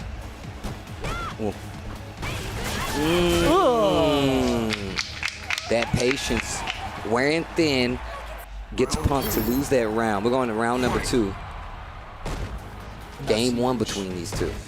The mirror. A lot more confidence incoming from Phenom in those couple of instances, right? Just the first couple of seconds, he was moving in to try to check Punk's movement. Not afraid of throwing out the low medium kick, doing it again. At a delayed pace, by the way. You see that? Look, he's testing the movement a lot, and Punk is not giving him any information. Not a lot of information, I should say. And look at this back and forth. Mostly great life damage on Punk's side, nothing but small pieces of damage. Okay, forward throw. For the throw. First major damage comes from Phenom. Stand light kick confirmed to EX Tenko. Spins 2 bars, gets the corner and life lead. Not in Punk's favor. Yeah, Phenom still not trying to overdo it. If the control is not there in the corner, he has to let it go. Okay, push up. Gets the forward throw. Punk answers back. Life lead in his favor. Stand light kick. Tick throw. Kind of a dire situation for Phenom. But not too dire, I should say. Does get the crush counter. Obstacle for the side switch. But EX for Sandhout finds the mark. Punk unafraid to do business. The overhead sneaking, no punish. There was a successfully blocked overhead. Backing up this time. You know, if Phenom gets a solid hit, he's still technically within kill range. That could have been it. He actually is hitting. No way you're too far for that Mugen to connect. You could have just done the critical art raw. This music. These chariots running around. Like, I can't believe he dropped it. Did you see that? Oh, my 5 seconds left. Text to throw. Stand medium kick clash. The first one. Oh, my gosh. Yo, Punk. Oh my gosh. God. I swear to you, if Phenom did EX for Senha, I would have lost it. Like after the tech throw, because you know Karen wants to press medium. Yeah, that's true. That would have been ridiculous of a read. Oh my. Man, even Gil is nervous. You see him back there tapping the red foot. Look, he's actually moved forward. He's hunched over. Like, he leaned in. He's getting closer to the pixels. Oh my God, the confirm again. Forward throw now, all Phenom in control. A lot of meter on the side of Punk. Not going to go for the side switch. EX for Senha finds the mark this time for Phenom. Absolutely huge in controlling the pace. Anti-air. Punk is not allowed out of this corner. Just about to lose a little bit more for that Gurren on the trigger. Still gets both of them out of the way. No confirm off the low medium kick. A little bit too far out. Yeah, I was about to say, that was mad far. Oh, walking up, just navigating some of these normals to try to find an opening on Phenom. And Phenom's activity in the neutral is too strong. When have they left the middle of the stage this round? Okay. There it is. Okay. Finding the long target, forward throw now. All off of that medium kick, that momentum switch, but here comes another switch for the side of Phenom. And I'm not talking about the side switch. That could have been a Gurren opener, but no, did not get to confirm the first time. Punk with another shot at life. If Punk can confirm here, he can get the kill. But he has to be careful. EX for Senha will also kill, so you can't overextend. And if a low medium hits, you're dead. Oh, standing medium, you're not dead, and that's because of standing medium kick. Punk is in trouble right now. Goes for the jump. Oh my God, Phenom didn't see that one coming. He didn't see. He's been so good with the anti-airs. He didn't see that one. He didn't even mean to jump. Every time you hit a cross from the upper. Goes for the cross up on top of didn't it. even jump there, but my controller be having my back sometimes. Man. Dang, I guess he didn't see it coming because Punk didn't see it coming. Yeah, Punk didn't mean to do that. That's the second instance where Punk has quote-unquote gotten lucky. But I don't know, man. If he says it, I believe it. If he didn't mean to do it, I believe it. But that was a genius idea. I love that song, man. Get lucky, Daft Punk. I love this song. You're forcing Phenom to think about the ground option so much that you're throwing out that jump at that angle. Also, she can't crouching heavy punch it. She had to either air it or Resenha. Oh, look at the damage output now. This time, Punk with a confident lead. There's a sweep, side switch. That's going to take that stun bar down for Phenom. Punk in the corner now. Didn't confirm. There's a confirm. Punk is going to steal this one because I feel it's been too many drops on the side of Phenom. I feel like that only happened in this round. It's the mental stack coming in from the last game. He didn't take enough time, I feel like, after getting that jump in on him. It's starting to see that effect. It's like, oh man, the stress is starting to kick in a little bit, but it's, you know, shaken up. Now he's woken up, at least for this round, at least. That was a lot of abuse. Okay, activate here. V-shift to get out of range. Not gonna work out. Punk spinning all that V-meter. What a scout on the jump, crouch, and medium punch. Phenom's in control in the second round. Wake up, EX for Senha. They are fighting. Look at Gil standing up. He's like, hold on. Wait a minute. Who taught you that? Tapping the foot. Gil's anxious in the background, too. Oh. Okay, all right. Got ourselves a real match, as we usually say here.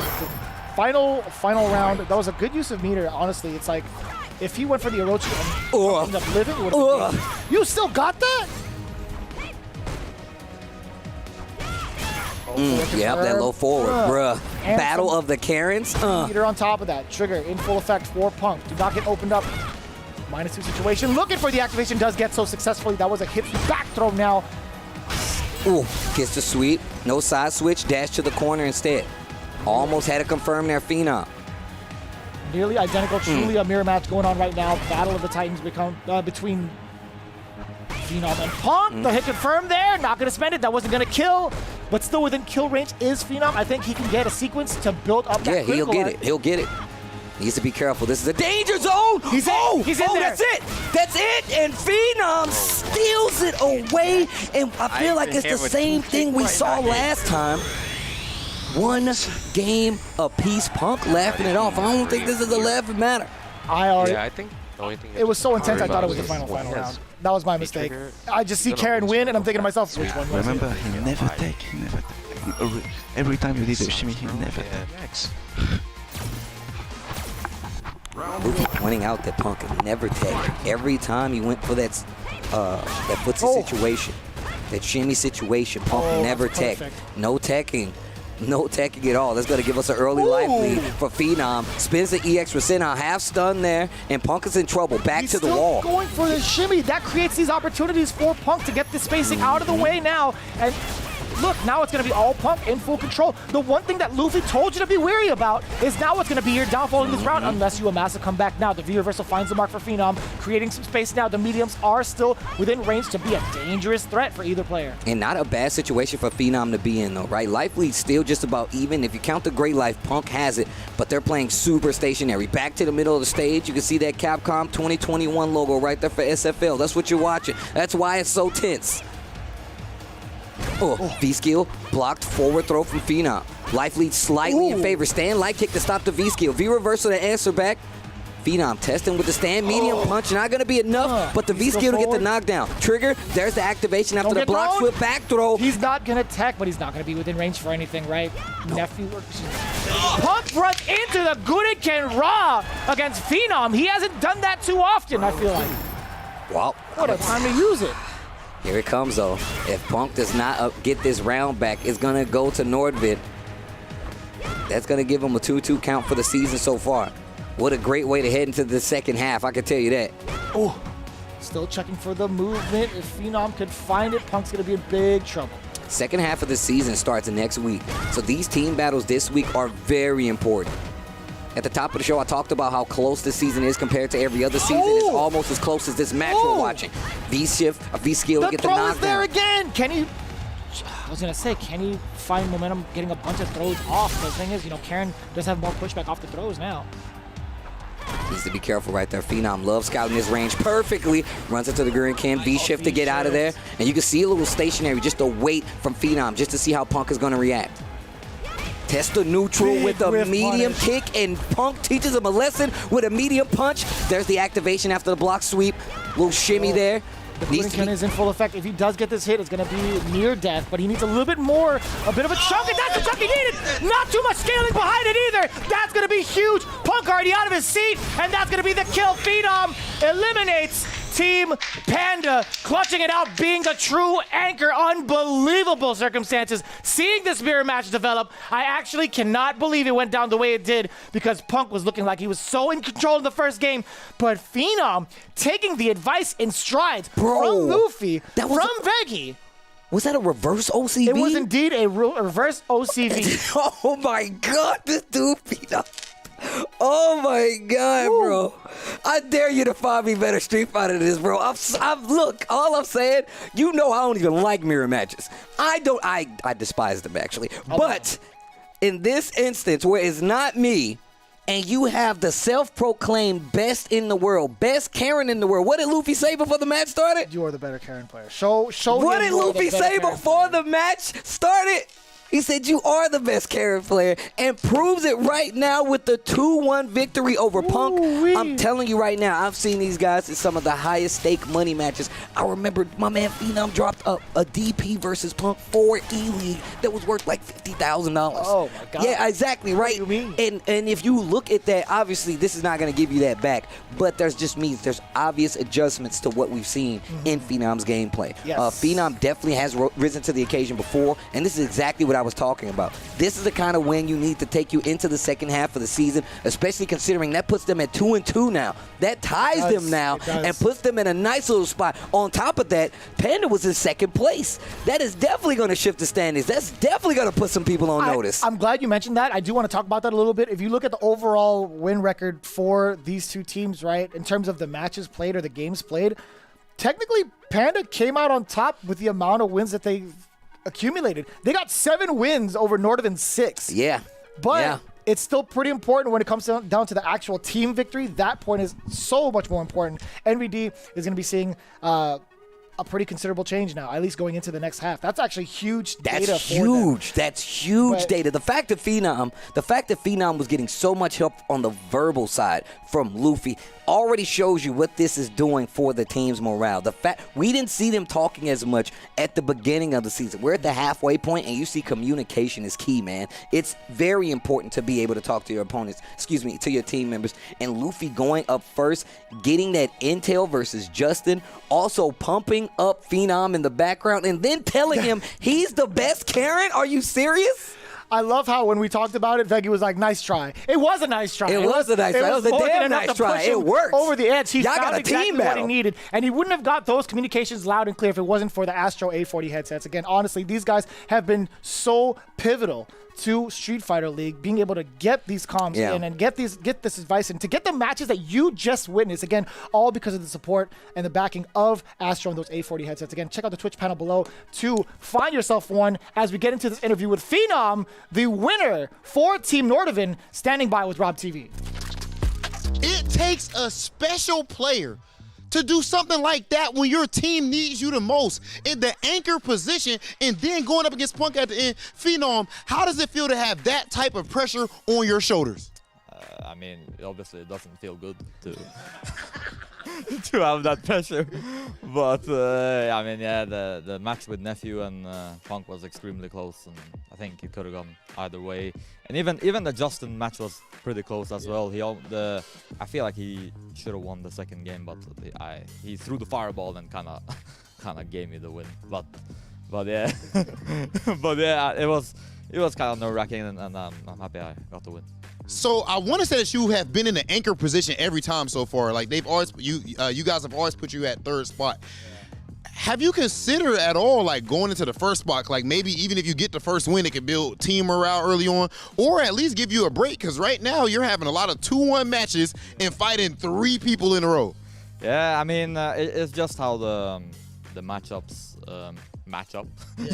it's just how the orders match up, and I think it's always kind of been the best that I'm the anchor. Okay, and do you feel like now, going into the second half of the season with Luffy's Mika coming back, even though it's kind of trash in my opinion, but on paper it's pretty good. Do you think with Luffy's Mika coming back that there's going to be a lot less pressure on your shoulders?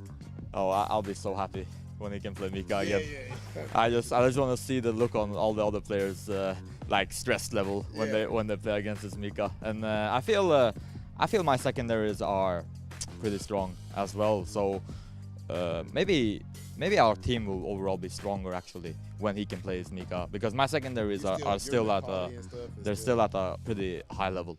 Okay. Yeah. And the last thing I want to ask you about, and of course, Luffy is a world-class player and asshole, but as far as your last match that you had, it was you going up against Punk. The Karen mirror match. Of course, Punk is known as the best Karen player in the world. How did you feel going into that one, and how do you think that played out? You had a few drops in that first one. Both of you did. Yeah, we both had some crucial drops, actually. Yeah. Me in the first game, him in the second game. And I mean, the Karen matchup is very volatile. Like it's one hit, and whoever the one who gets hit gets their life bar just melted. So it's a pretty stressful matchup, and I feel it can like you saw, it could have gone either way, and that's usually how it goes in Carry Mirror. It can always go either way. Well, in this situation, clearly you guys made the right decision, putting the weight on Phenom's shoulders. Amazing performance, one of the best that we've seen in this entire league so far. But guys, the action does not stop here, as next up we have Team UYU going head-to-head with Bandits after this break.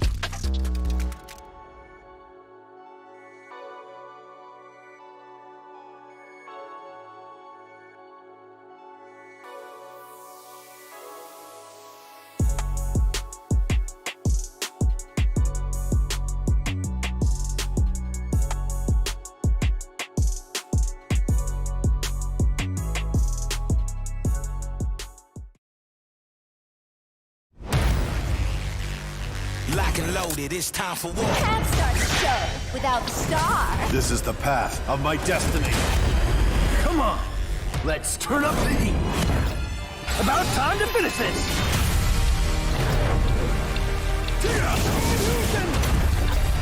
See what I'm really made of. I'll show you.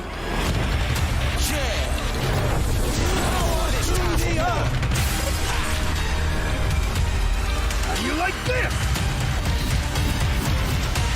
It's time for war.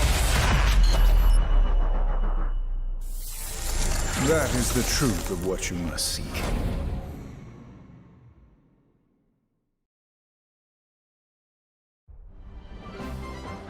Welcome to the center of the world. Great Britain's mighty capital, London. This country is incredible. I will become a lawyer. I have to.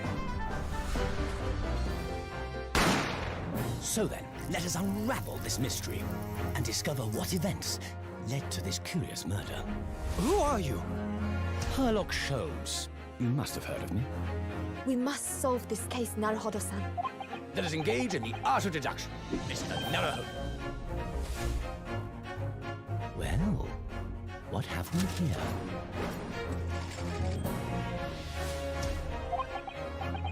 It would seem the truth is now tantalizingly close. The defense demands its right to a cross-examination.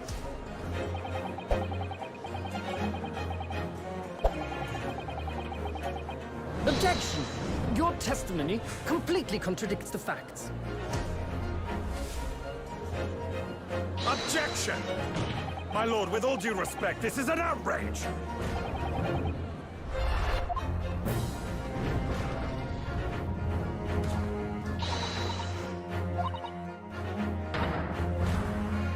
You're the best lawyer in the world.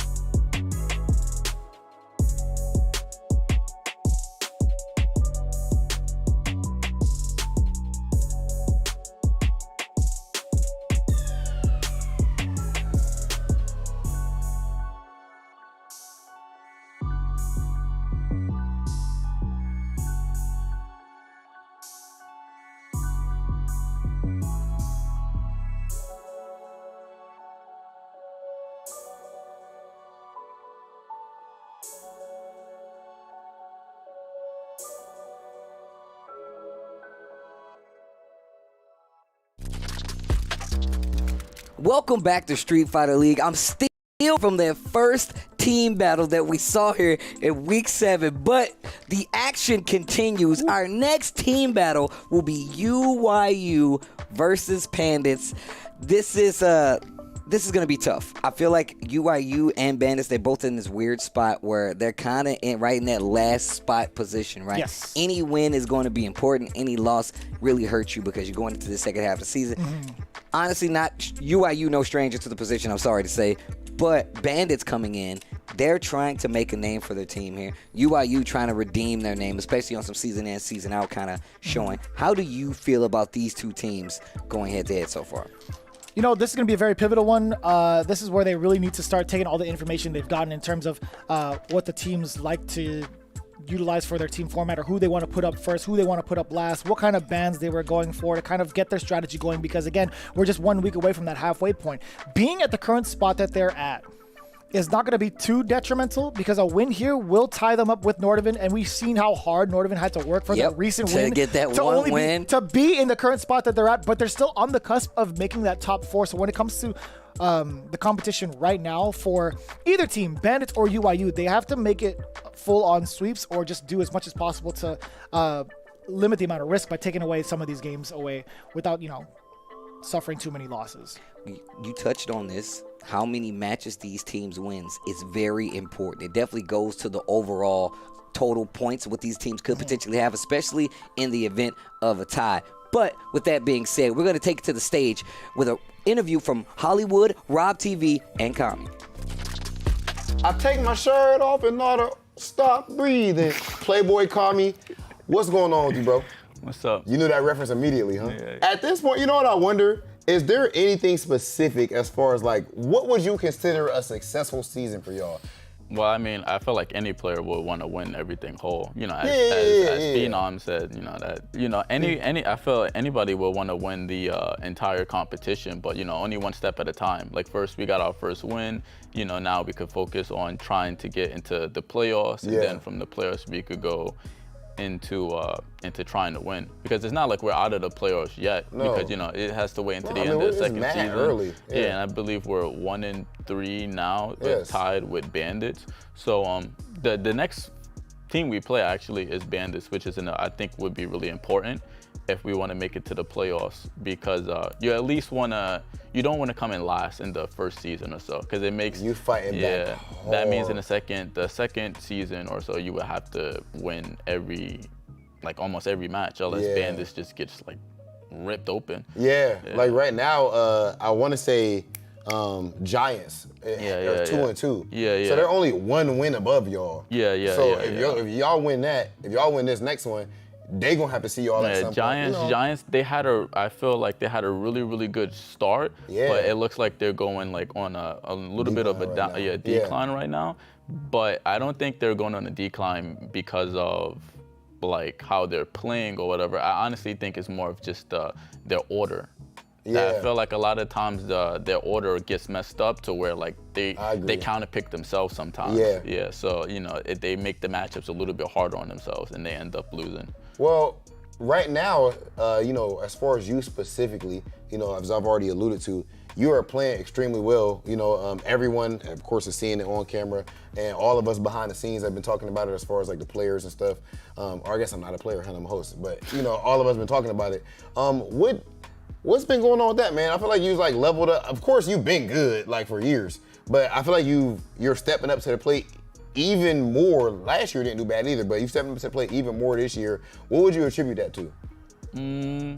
I think I finally stopped caring about just every other opinion that wasn't mine. Like normally when I would play, which I think is a really bad habit, which is common for most people who start to play, is that you think of what other people think of you. And I will always have this bad habit of when I play, and then people, especially when people are watching, it's like, oh, I wonder if they think this was random or something like that. But really, I had a reason for doing this. And then recently, so like I just don't care. Like I just don't, like, you know, I don't care if people think, you know, I'm random, whack, the best. Like their opinions doesn't really affect me, because, you know, at the end of the day, it's me playing, no one else. And so it affects no results. It doesn't, you know, if anything, it'll probably make your results worse, because not only are you focusing on the match, but now you're focusing on what's going on behind you, you're losing train of thought. And also, I have like probably 2 of the best players in the world on my team. So it's like, it's easy to just sit back and chill. You know, honestly, we have a strategy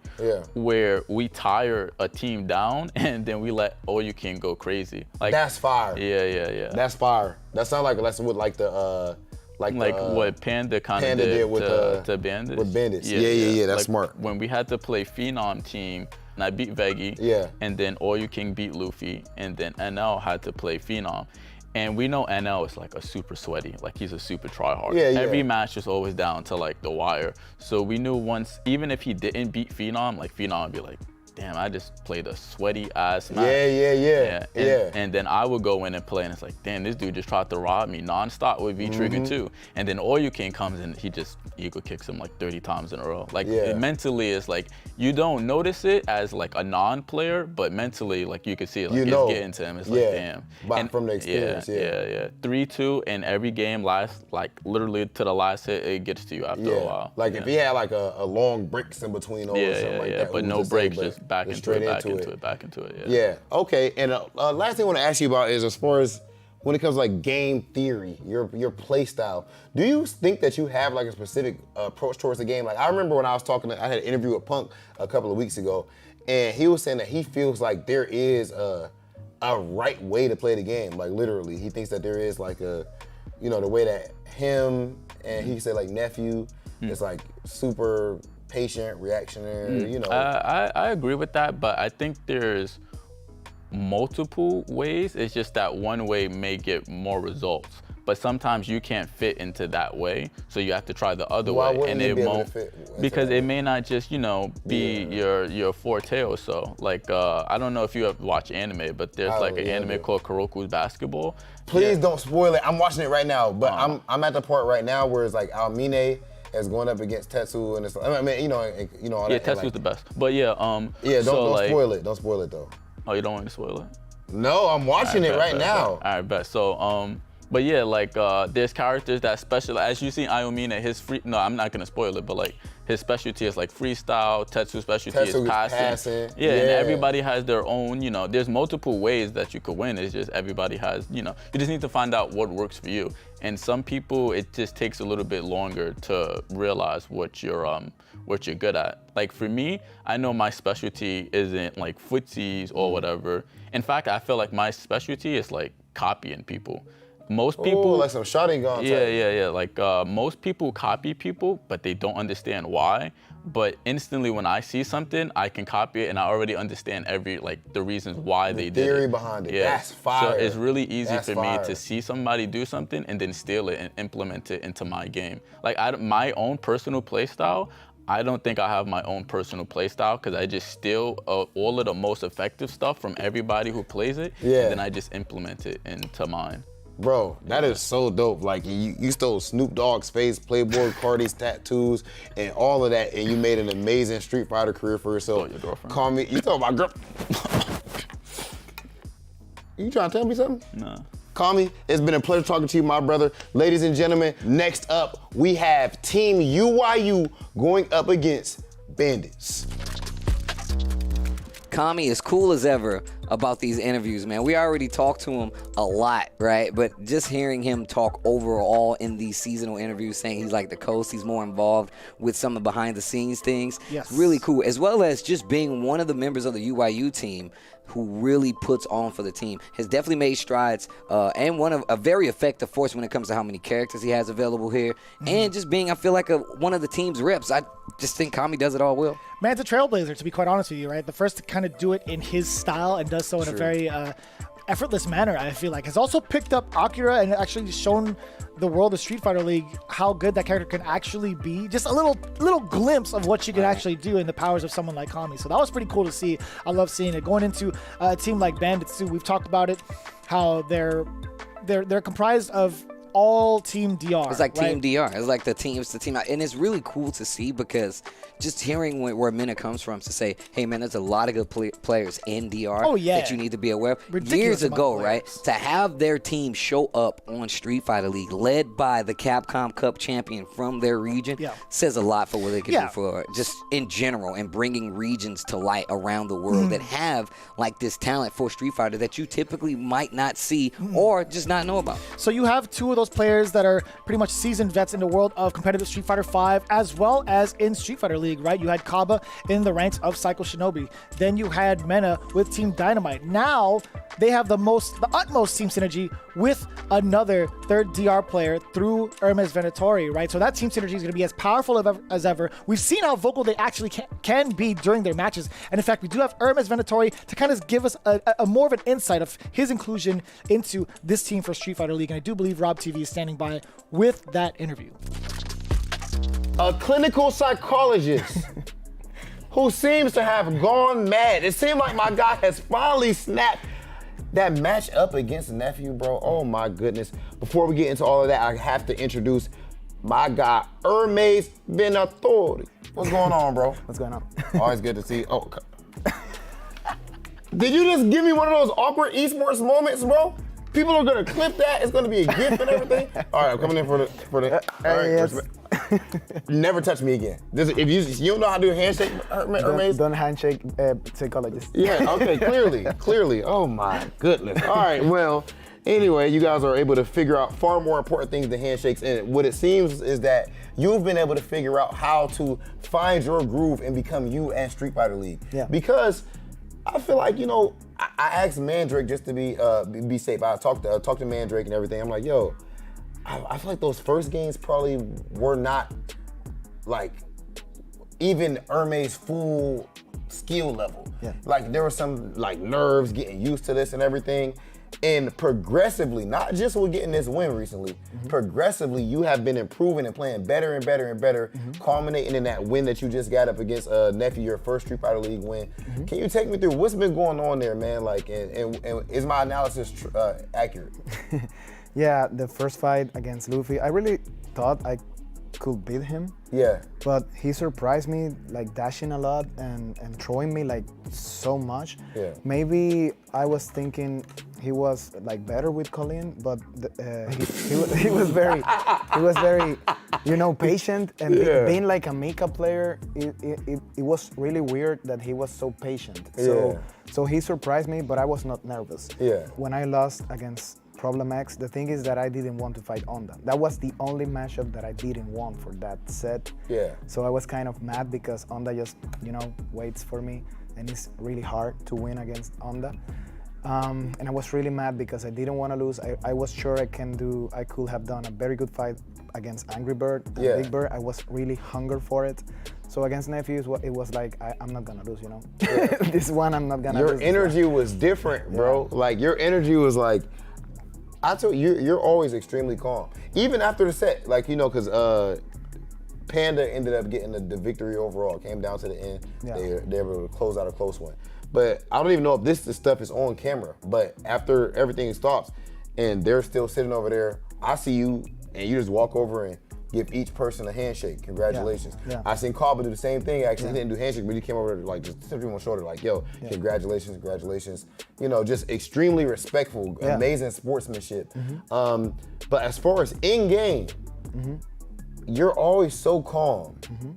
And this time, it's like something got to you, man. You were popping off even during the set, even in between games. Did Kaba get you extra hyped up, man? Like, did it get to your soul? No, it was me, because I tell the guys that we have to enjoy this. Yeah. We don't know if we're coming back to Street Fighter League again. Yeah, you never know the future. Yeah. So you have to, we are players, professional players, because we enjoy playing Street Fighter V. So the moment that you get stressed playing the game, maybe you should leave it. You have to enjoy every moment, even if you lose, even if you win. We have to enjoy it. So I was really enjoying the set against Nephew. I was really enjoying the set against Punk, because that's what it's all about.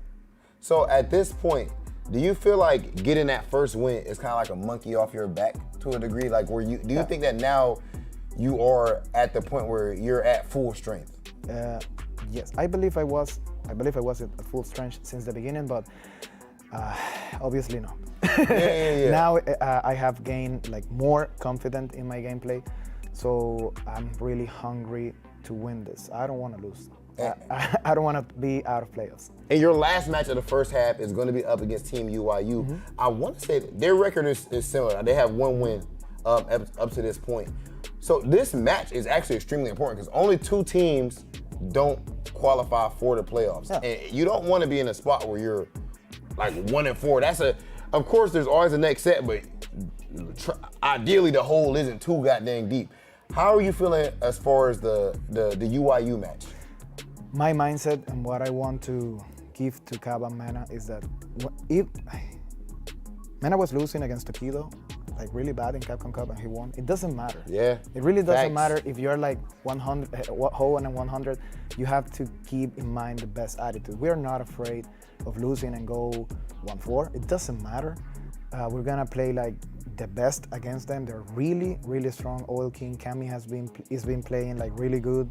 NL, you know, is a god with Kami, but it doesn't matter. We are gonna try to do our best, and whatever happens, we're gonna keep the same attitude to try winning, because we think we can beat like every team.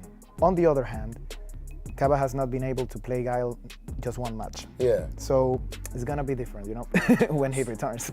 Hermes, I'm definitely looking forward to seeing Kaba come back. And even more than that, bro, I'm just looking forward to seeing you flourish throughout this entire season. Like, I remember specifically my boy SKZ. You know what I'm talking about? Yeah, of course, the Seth player. Seth player, exactly. And coming into it, not a lot of people knew about SKZ. You know what I'm saying? But then, by the time stuff was all over, everyone was like, he's one of the fan favorites, and he put in all kinds of work, man. So God willing, and just your grind and your hard work willing, we're gonna see the same thing happen with you. Ladies and gentlemen, Hermes Venatori.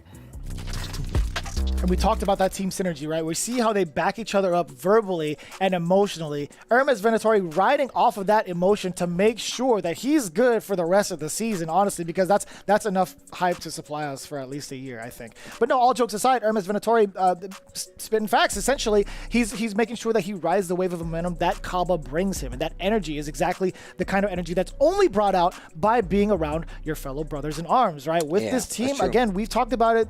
Even though in the current standings, I still believe they're one of the strongest teams in terms of team synergy. Well, Hermes Venatori still adding to the team himself. A lot of talking coming from that Bandits team victory, not only from Cabo making noise, but Hermes got very, very vocal about ways to make things happen. And we already know for the 3, 2, 1 fire, I can hear Cabo already getting started out there. Hermes Venatori going to be the first up, going up against NL nonetheless. But I will say NL going first really says a lot for what the UYU team has been working with, considering I felt like that was one of the things that held them back. And no Kami ban means there will be a full power NL and Hermes Venatori. Here we go. That's right. Team battle, week number 7. It's going to be good. So UYU opted to get the Guile out of the way, so banning Kaba from this match. Bandits actually picked Rashid. That target was mainly towards Oil King, considering the momentum he had from last week's battle. Let's see if it works out this way. NL being the front runner for UYU with the Kami. Man, that patented Kami already off to a pretty solid start. That crouching jab buffer was nasty. The week of mirror matches, huh? Can we talk about this code, though? Yo, I'm going to tell you right now, when it comes to outfit selection, Hermes Venatori is winning every time. Oh, that could have been a big confirm. That could have been a big confirm. The beginning stages of these matches get very tense, though. NL gets to throw in the corner. We see a big confirm. It was off of those lights. The problem is, you know, now you're stuck in this corner. Had you gotten the confirm, you would have been out back into playing neutral. No confirm off the low medium kick from Hermes. And it's going to be just fine for NL.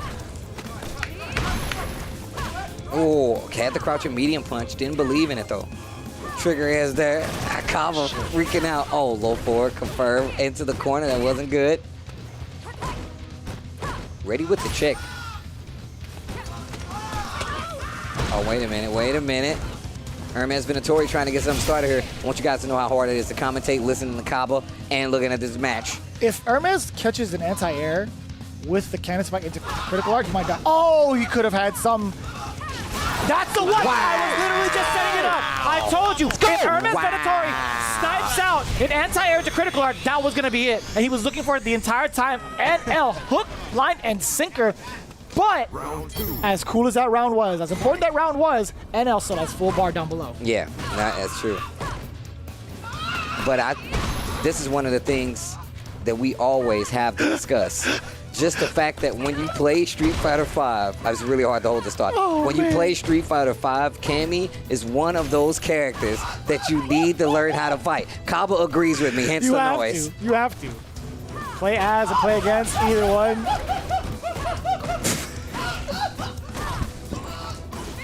The fact that Minna is not flinching is crazy Not one to bit. me. He's like, he's used to this. It's so, man, even the other players are losing their minds over this. My man is how he's transforming out there. Teen Wolf Kaba, is that what's happening? I actually wait a minute. met up with him earlier too. He slapped me on the shoulder. He's like, "You ready?" I'm like, "Yeah, I'm ready, man. Are you ready?" He's like, "Fuego." Ooh, an eye for an eye. The confirm into CA is gonna do it, and just as the first round ended, so shall the second. For it is written in the scriptures. For it is written in the Killer Bee Protocol. This guy Kaba. What do you call it? Like, I think it should just be Kaba. It should just be Kaba. We don't even need to comment. Getting mad wild Thornberry vibes right now, man. Is this? Oh, big jump in. Oh, the cash out with the CA as well. Look at that damage, yo, damn. Dash up twice for the Oki, absolutely pivotal. Yeah, looking for any sort of reversal option, but NL just jumps out to safety. Oh, the big whiff punish. Man, Kaba just reeled back, didn't say a word after that. The crouching heavy punch activate. Keeps the corner, doesn't go for the throw, You finds the thought shimmy. you could press a button, and gets let alone the two? stun. No. NL with a big drop here. Hermes Venatori. With trigger. Activate on cue. Wow. If this round goes down the drain, I'm looking at NL. You actually thought you could go in like that? No. And that's the 2-4. So shall be the third. If you patient, you will dash your jump. Check a dash your jump. Every single round ended in a critical art. It's in her name. CAMMY, okay? It's bound to happen. That's true. And Hermes Venatori, you could see still being affected from that last-minute decision. You know, a lot of people, you look at it and say, like, why would you do it there, you know? I thought he was going to go for the dive kick. I feel like that's what I did, too. Don't give him a chance to react. There's a back throw. Oh, and he's just in that space, so well placed. Oh my God, in your face. And back throw. Got some meter. Near critical art now for NL. Absolutely pivotal for his start, or actually just this round in general, because he can dish out some big old damage, even get, what, maybe corner carry if he needed to, or a dive kick entry. That's going to be just fine. Yes, sir. NL on the prowl now. Oh, wow. That was sick. And still ready for it. Neutral jump, lots of meter on the side. Bandit. Spend that cash. Dash up twice over. What's it going to be? Throw? Oh, a button press from Hermes. How brave. Hermes Venatori definitely had an opportunity in that first round to make this closer, and this one not going too well. Goes for the throw, finds the hit. Full CA on table, though. Oh, that's going to alleviate a lot of pressure. And that's going to be big chilling after that throw. Willing to take it. Hermes can top this first match. Oh, the jab. The jab. You're going to whiff punish that? You're going to walk in this man's face, see the button, smack yours down, and say, you got to be quicker than that. You got to be quicker than that. You almost had it. You almost had it. That was nasty. NL. I can't say that's disrespectful. That's just him. That's just how he likes to play. That's NL, bro. My man literally is there. Look, oh, yo, Oil King up in Kami's ear, giving him some words of advice. I love that. I love that. It couldn't have been any, like, pivotal pieces of information, because there was a big smile on Kami's face after that. I think that's what's necessary. Yeah, there you go. Come up, Oil King. Yo, sidebar. Is nephew not wearing shoes? He's just sitting back there? What? Yeah, he's got slippers on. Oh, I couldn't even tell. NL and Oil King. Bro, you see it shaking it like, no, I got, oh no. but this is something that we don't get to see so much from the UYU team. These guys talking about it. The fact that NL was the first on the team says a lot about the mindset and how they're approaching the meta here. Kami in second, Oil King in last, right? But that Seth still ridiculously strong to have on deck, right? To be as the last character. This is not their first encounter either. I can't recall their record against each other in Street Fighter League, but as it stands right now, Kami doing a pretty good job in terms of win-loss record and also going up against a slightly weakened Kaba with the G. And I say slightly, and I do mean slightly because G is on the table. Akira going to be on the board for Kami. We talked about him being a trailblazer, being a trendsetter, using a brand new character, one of the newer characters here in Street Fighter V. And was definitely showing some knowledge there as well. Oil King with the solo clap. I think Akira does a fairly decent job against G with the amount of information given. I think she could traverse past some of the normals or like the fireballs.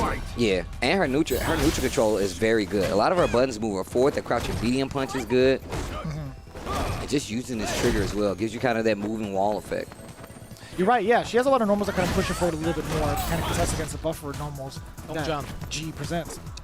You hear Oil King say, don't jump. Kaba's anti-airs with G has been really good, though. See, one of those key components for heavy punch to stop G from buffering, but...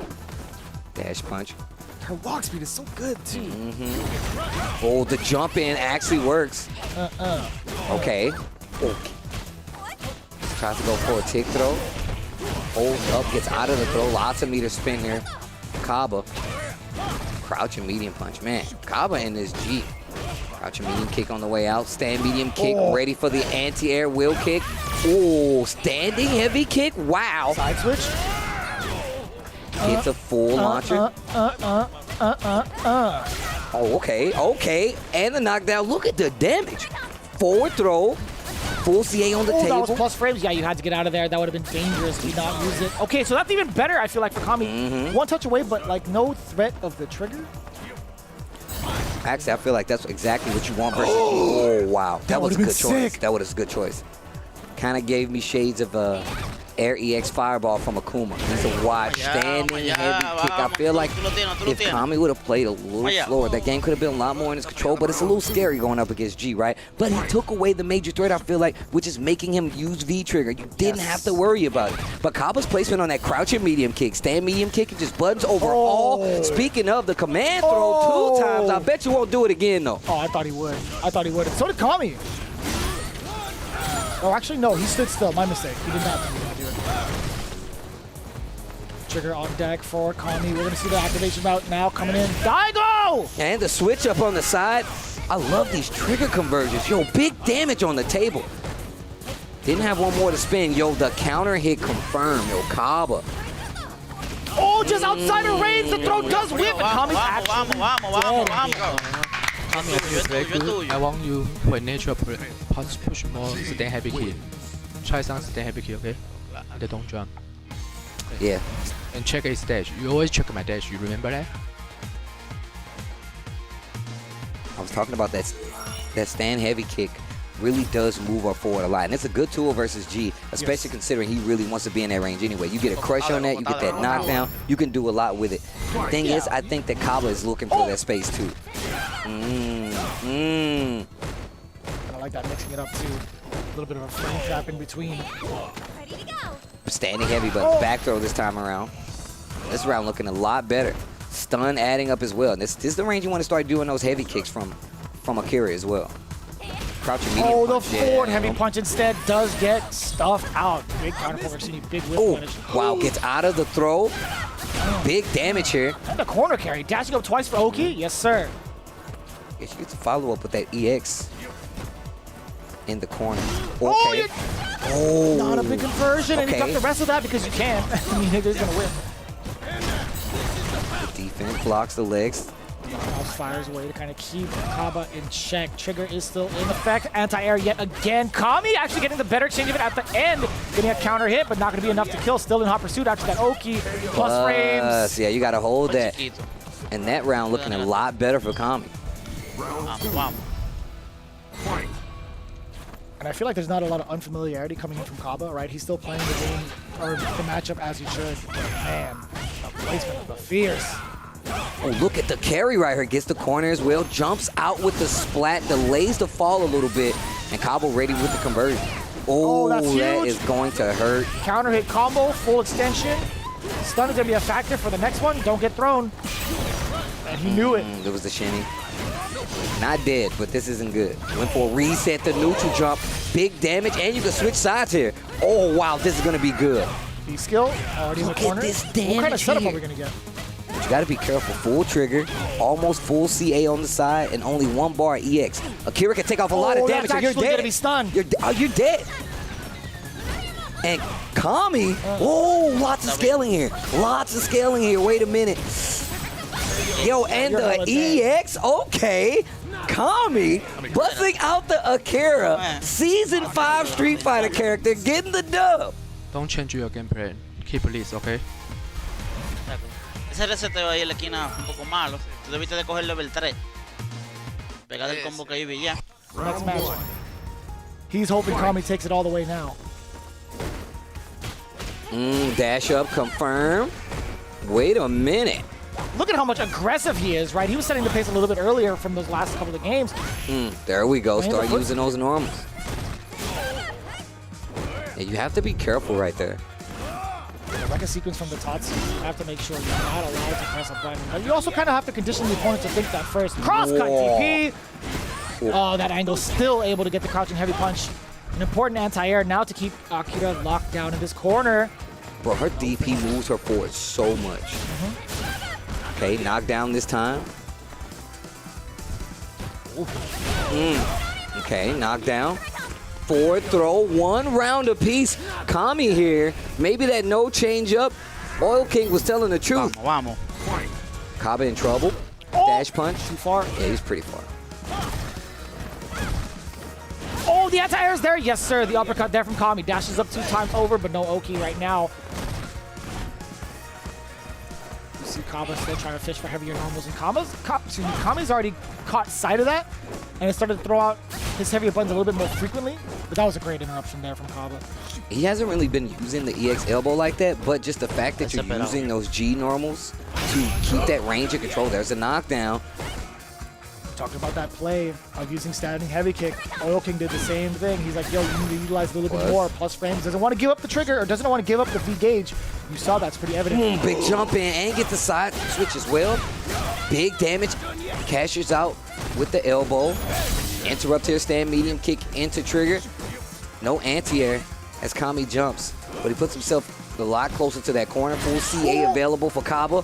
You can see him inching forward, closer and closer to possibly get that command throw. And not ready. Actually dead. Not ready for it at all, and that's gonna be that. Kami here getting another win for Team UYU. You know, we saw this last season with Kami and Oil King using Seth, because Kami came into Season 3 with a Seth as well. Knowing that Akuma would probably be getting banned eventually, you gotta have these alternative characters, right? And Kami has a couple now. He's got a Seth, he's still got the Akuma, he now has Akira. Like, that's a nice little pool of characters to come from.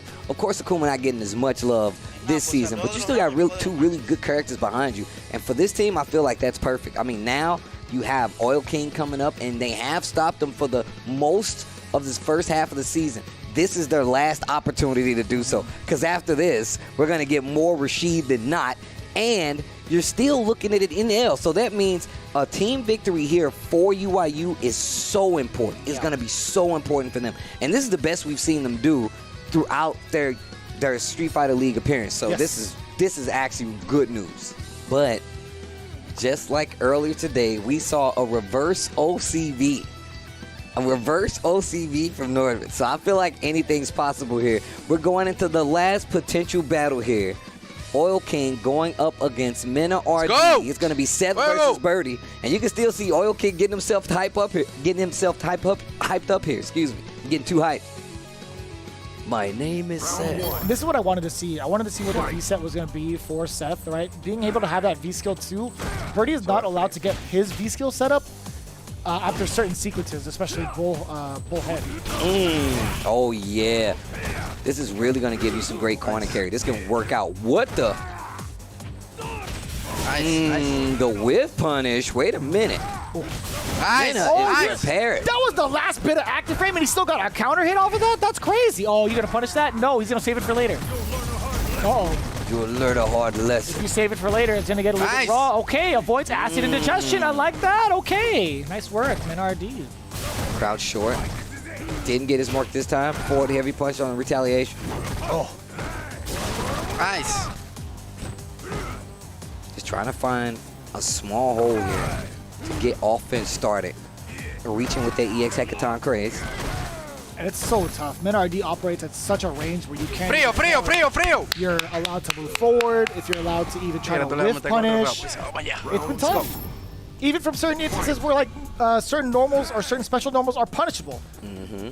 He's done a fantastic job to make it. Eso! Oh, that's huge. Headache City. Banana. Oh, wow, the jump light action. It just backs up, looking for the plantains. I see.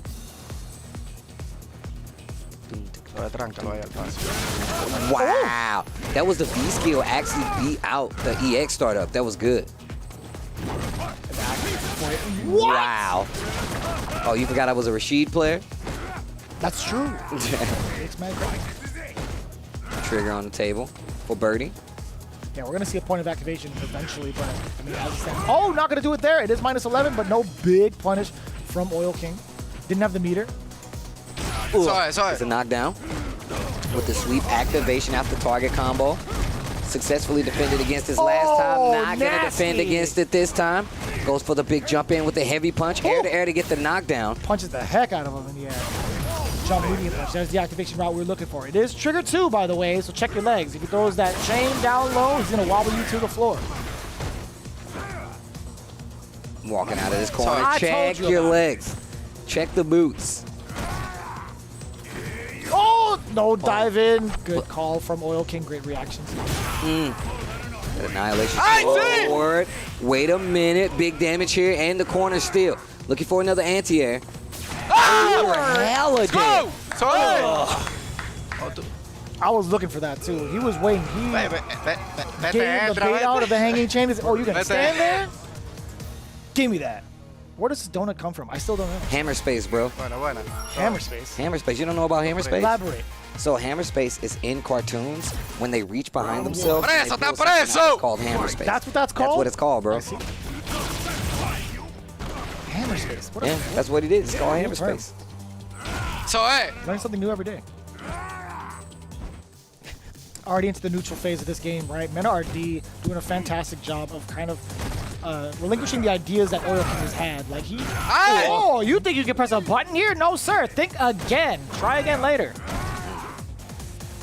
No, you're right, though. This range game is really something that Mena is taking. He is really taking full advantage of the space that Oil King wants to get into and feel comfortable. Here's the activation on the trigger. Dash up with the V skill, too, to get the extension. That's where they came from, but the stand light, and Mena's still ready. This birdie is looking good. For some reason, I feel like Kaba hasn't been as vocal, right? Despite the life lead, and that's going to be... Oh, a big jump in, just raw. You're going to take that? Big damage, too. Couldn't even wait for it to cook. Goes for the meeting. Okay. What side? Left, right? Just straight up. Defense looking solid. Mena. Ooh. Stand medium kick. A little bit of damage. Not the best kind of option in the world, but, you know, he'll take it. Off that activation punish. Wow, what a whiff punish by Mena RD. Oh, my God. Nice. Speaking of active characters.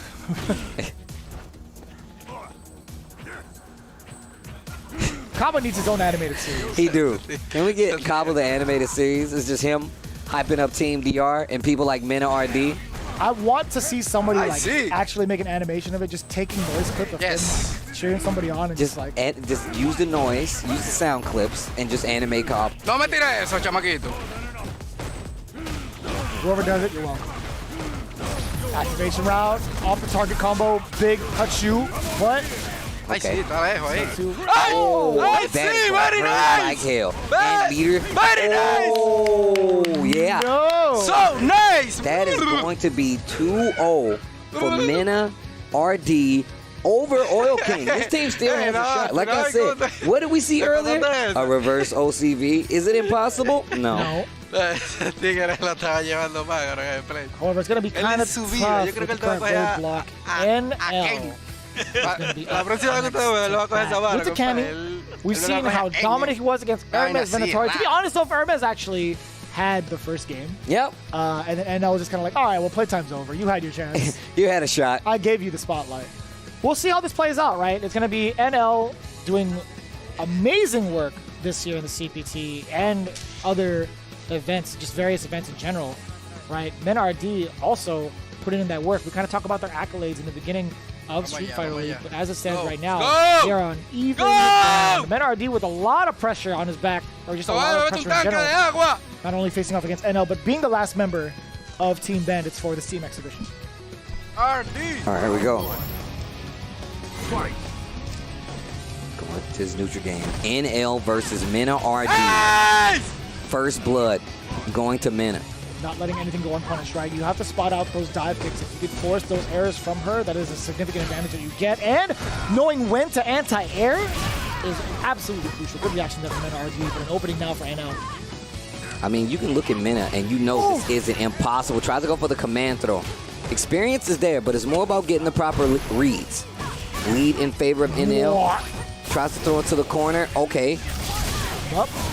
Big damage. Look at that. Back in the game. Look at instantly back in this match. Plenty of trigger. Command throw can do it. And you see how much more space he gets to take up because he's in V-trigger, right? His walk speed alone is enough to intimidate anybody. Is he going to spend the rest of it? No, just the side switch, forward throw. No Oki after this. Jabs. Checks with the medium, and it's going to be a punish. No, it's too far out. But that's all that's needed to stand like kick the EX. The EX command grab to close out. So good right now. Okay. NL turning up the offense. Mena RD says, calm down the offense. He says, no, I'm not. Wake up button anyway.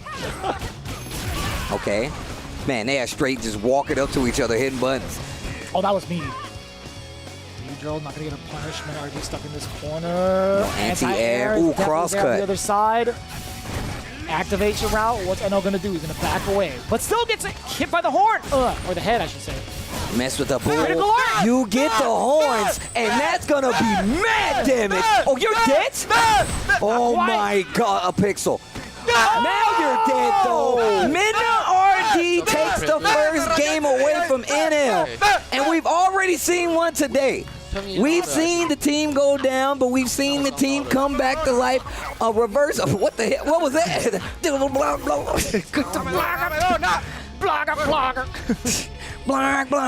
he just vomit? The matches are that good. Mena RD, man. Out of all the options he could have shown to NL, right? Went for the jab, and it was either throw or command grab. Hit him with a command grab, said RD says for real dead. Shout out to my man Yax, by the way. Oh, big damage. NL needs his round. Ooh. Gets the back throw. Plenty of damage this time. Not going to be able to kill.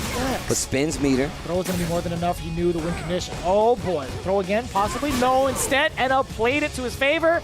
He was like, I'm going to make you think the throw is coming. You go ahead and press those two buttons. Oh, you have it macro. This is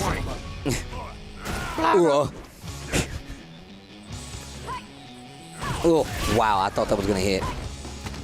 Okay, here's the throw. Tough. Corner, man, utilizing that meter very well for himself, and still plenty more down below. He's saving some room for later. Augustus group. Here we go. Anti-air. Nice. That was bars. Stand heavy kicker. Oh, those crouching medium kick. These normals are adding up. They are adding up. Oh, wait. Crouching heavy punch. Activate. Not going to spend all of that trigger. Mena knows it as well. Anti-air again! Oh my God, the decision-making for Mena RD has been amazing. So, oh my, the whiff punish. One more. Oh, no. You're dead! Oh my God. This is ridiculous confirmation, man. Ridiculous. Ridiculous confirmation. Kaba. Is that what we sound like? That's what we sound like? Because it's true. It is. That was a ridiculous confirmation. Oh my God. We got to get Kaba on the desk. The dive kick. Wait a minute. So high up there. He's starting to change the trajectory this time around, but I don't think it might be too little too late. Command grab will do it. Command grab will do it. That's it. Full That's CA. it. Do you see with your very eyes Mana RD amassing a comeback? He's setting it up, taking down one of the best to ever do it with Cammy, taking down L. This is huge. UYU was looking so comfortable up until this point. Mana RD showing why he was a Capcom Cup champion, aiming to be another former champion for Bandits. Bruh. Was that 2-0? That 2-0. We are on the verge of another reverse OCV if Mena can run this back. If Mena runs this back, and look at him, just a smile on his face, looking very Birdie-esque, checking his watch. You realize he's stroking the beard. He just got that beard, and he's looking like a professional. He's the only one that has access to this outfit, by the way. No other player is allowed to play this outfit other than Mana RD. He's playing himself, by the way, and not in a bad way. No DJ Khaled here. You played yourself. You played yourself. Another one. Look at Mena. Look at Mena. Mena just looking at Kami and shaking his head. Just looking at Kami and shaking his head. Keep going. This is it. But here we go. Wow. Let's go, Kami. Yeah, this is definitely true. This is one of the things that we've always talked about Kami. Kami has been pretty consistent when it comes to maintaining his initial trajectory. If he needs that win, a lot of times he's going to get that win. You don't expect him sometimes to come out here, especially with a character like Akira, which you have in front of you, and get the dub. But got the W today over Kaba in the G, so I don't think it's out of the realm of possibility for us to have Kami take out Mana RD, the Capcom Cup champion. Let's see what happens. Yeah, forward movement with the forward heavy punch actually gets sucked out, and now the roundhouse does get whiff punished. Thank you, Bob. Thank you. Oh, okay. Ooh. Went for a cross up there. Kami ready to tech the throw. This is tough, right? Ooh. Yeah, that crouching jab. And the thing is that Birdie's normals, you got to be careful because you can use that elbow kind of like, EX Cherry tackle. Oof. But those jabs are really going to put a stop to all of that. Kami in the bad spot in the corner. Yeah, he's just trying to make sure he's contained. He cannot jump out of that, but beats the jump. You're still able to walk him into Daigo pressure after the aura, or after the explosion. Oh, no meter, no punish. Oh, no whip punish. He's playing that crouching range really good, though. He's playing that crouching medium kick range that he wants to be in. Birdie wants to be in very well. Huge damage here in the corner. Forward throw. Stuns becoming an issue. V-shift back command throw. You only get the plus frames if it hits, right? Or if it blocks. One more. Mana's looking back saying, one more, I got you. He blew a kiss to Team UYU. He gave him the good old smoochums. Wow. Wow. The 6 feet, please. He gave him the the goodbye kiss. Oh, the anti-air. Do it again. Gets the cross up this time. I was about to say Kami looking a little flustered. Hard call on the jump there. Knew he was going to try to get out of the corner. Oh, punish. Ducking. That's something you got to know versus this is my favorite player. Overhead. Yeah, Men are not phased by that. A little bit of an onslaught there from Kami in the corner. Now in this middle ground, he's going to be controlling all of the pace. Crouching jabs being the main disruptor. Heavy punch being an even bigger one.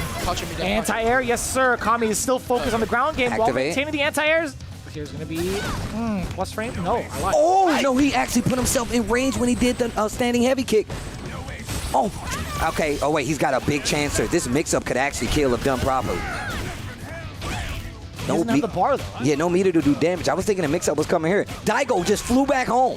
Back to the rival schools. He's late for class. I gotta go. Oh, chip out can be a thing here. Kami put himself in a bad situation. If he can get this round, this could be good, though. Oh, you backdashed into it. Oh, no. Thank you for here. Thank you for here. Thank you for over there. Thank you for over there. Thank you all. Yeah. Oh, yeah. Gracias a todos. I do Gracias a that. todo el mundazo, Vic. Gracias. Hay que ser Wow. agradecido, Alba. Team UYU on the ropes right now. Kami needs to take this round. Needs to take this match, I feel like. Or crush. Finds a counter hit. He's trying Stun. to spot out the movement there from Big damage on the table here. He's skill 2 incoming. I wonder if he has any of the mix-ups where, if he knocks him down, goes for the fireball, and hits the ambiguous cross-up on the quick Yep, recovery. cash out. I don't know if he's going to do it. Oh, that could have been it. He tried to go for the throw. He didn't whiff punish Mena RD. That could have been the round for Kami. But you cannot let the Raging Bull come out. Patient. Needs to play this ground game really smart. Going in there, crouching jab range, headbutt to get through. You got to take this out clean. Kami needs to play this clean to get this out of here, especially considering CA is on the table. I didn't realize how ripe that banana was. That was definitely a green one. That's a plantain, bro. Oh, didn't cross up this time. Even hit the cross up button. I actually thought that was going to go to the other side. And so did Ben RD. There was a little bit of a confused look on his face. He was like, okay, well, I don't want to anti-air because it gets blown up. It doesn't hit as far back as it used to. He was confused as well. Nice. Ooh.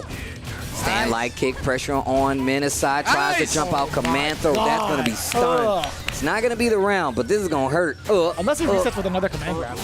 Okay, which he's not going to. Nice. It's okay, it's okay. Wow. Nice. Wow. Nice. This is not good. I don't think he could have even jumped out of there in anticipation of the command grab because he would have been option selected into the anti-air crouching medium punch. Oh, no, that's true. Oh! Okay. V-shift. Stand light kick this time. Gonna fight back out of the corner. Sets out the can. Confirmed for Mena RD. That's tough. Yeah, Kami is trying to make that V-still come out honestly. Nice!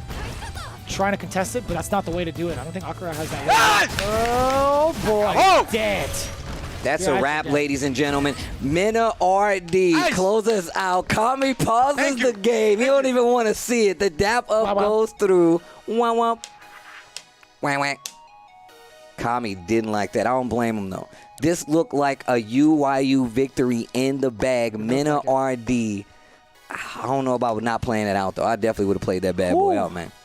I mean, it is what it is, man.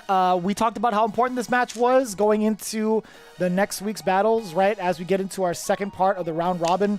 For Bandits, that is ridiculously huge, right? 6 games solely from Mena RD's behalf.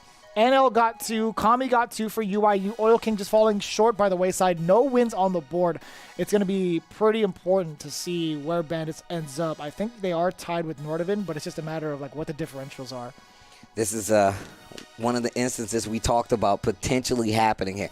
Ever since season 1, we knew that, there could be an opportunity, but the matches counting is very important, especially for this season where we have so many powerful teams that could constantly come in, mix up what we believe to be reality, and then reverse OCV it right out of existence. I mean, in all honesty, what do you expect from Mena RD? If you're looking at this team on paper, right, Mena RD is definitely going to be one of the heavy hitters.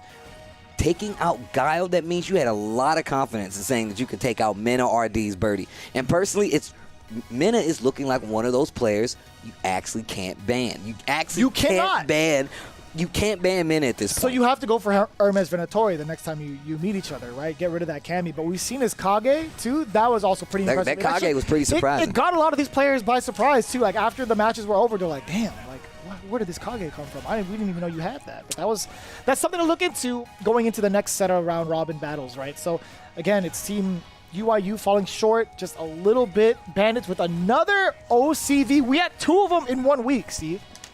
Look, and they looked like they were going the way of the opposite team. It looked like it. It looked like it, right? We had Phenom running back with the OCV versus Team Panda on top of it. With a mirror match. After Luffy told him he was the best carrot. He said, yo, you're the best carrot, Phenom, not this punk guy. And then proceeds to reverse OCV the entirety of Team Panda, and then we go on to UYU versus Bandits, where we see Mena RD, the last leg of defense to stop UYU from getting another victory, and he successfully runs it back with a double O2 run against not only NL, but Kami as well. Oh my gosh, he O2'd everybody. He O2'd Oil King, he O2'd NL, he O2'd Kami. not a single W on the board against everybody else, right? That actually is super impressive. Making sure that NL doesn't get to play is something that I've been looking forward to. I'm like, yo, this cat has had such a prestigious 2021. He had, a spot in the Capcom Cup. He did very well at the Intel World Open. He dominated over at EVO. I was thinking to myself, all right, UYU has a pretty solid shot, but it's still only the first half. Again, we want to thank our sponsors, Astro, for being a part of the Street Fighter League, also supplying the headsets and specifically the A40s to make sure we hear all the dialogue coming from each and every team, all of the noises that come out from Kaba in an effortless way, right? Also providing those mix amps for the players to adjust the sound quality if they wanted to ignore Kaba just in case. But who would really want to do that? Again, all jokes aside, big shout outs to Astro for being a big supporter of the FGC. Again, you could check out the Twitch panel below to pick yours up. Well, with that being said, I believe we have Hollywood Rob TV on the stage with Team DR. I'd like to say Mena RD. Everything on the line. We have seen him in these type of situations before, and we know exactly how he gets down. We saw it at Capcom Cup, we saw it at Street Fighter League last season, and the same story continues to unfold. Ladies and gentlemen, Mena RD with an amazing performance. How are you feeling right now, bro? I'm feeling very good. I finally could play Birdie. Some teams have been doing a very good strategy, and even if they're not banning Birdie, they're not letting me play him with bad matchups. So getting to play the Bull, my main character, feels very good. Can we just talk about how important that match was? Because that was one of the most important sets that we've seen in this entire Street Fighter League because of the numbers. So could you just speak to, let the people know why was that set so important for both teams? Well, because right now we're only -1. We're 2 and 3 the record, and now we have Kaba. So it's like the actual team is gonna play, and we have we managed to stay afloat. Now UYU, if they are in the position that we would have been if we lost, it's like -3 is too much. Okay, and it looked like the moment clearly was not too much for you because not only did you perform amazingly, but I saw you before you even played Call Me at the end there, you go and you're looking at him and smiling, and then you went and blew a kiss to UYU while you were doing their man's dirty. Can you explain to me what was going through your mind right there? Like, why the disrespect? You put him on a t-shirt. The disrespect was actually, the kiss was not for UYU, it was for Punk. Because we played Akira versus Birdie, and I was basically telling Kami, I played the better Akira, so you're not gonna get me. As soon as he saw that confidence in me blowing kisses to Punk and shit, it's like, oh no, man, I'm confident. Man, I'm confident. What am I gonna do? All right, and clearly we can see what you do in those situations. Amazing performance yet again from Mena RD. Team Bandits now 2 and 3. They are in the thick of things. How is UYU gonna fight back from 1 and 4? Guys, I guess we're gonna have to wait and see. We have final comments from Vicious and Tasty Steve over at the desk, and that's gonna be after the Astro listen-in. It's always in cross-up, always. It's no way it doesn't exist. There is no lineup. It's cross-up. It's just that remember Nash in season 1. It's just that you gotta react. That's all. For it. He's waiting for the activation, looking for the fireball, and jumps out of the way. That's exactly it. If you don't have to block it, you don't need to. And on top of that, Luffy gave him it's just like Nash's. You just have to react.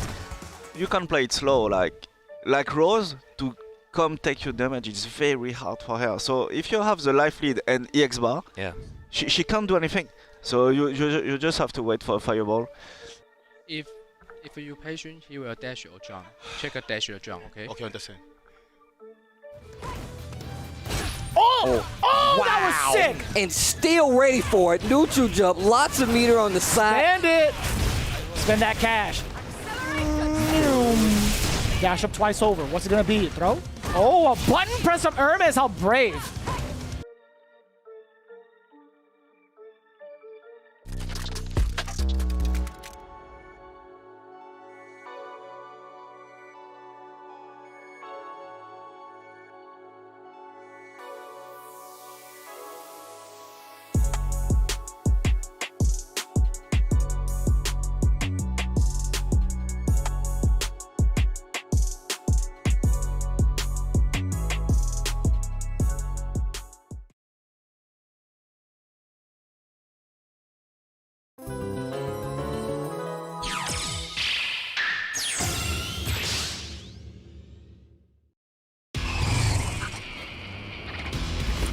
If I go too far, please forgive me.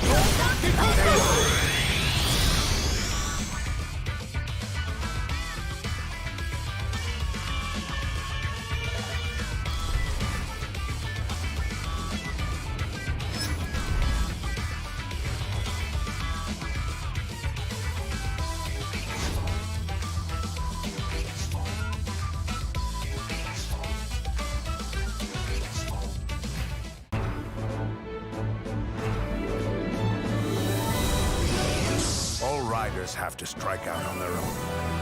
Do this.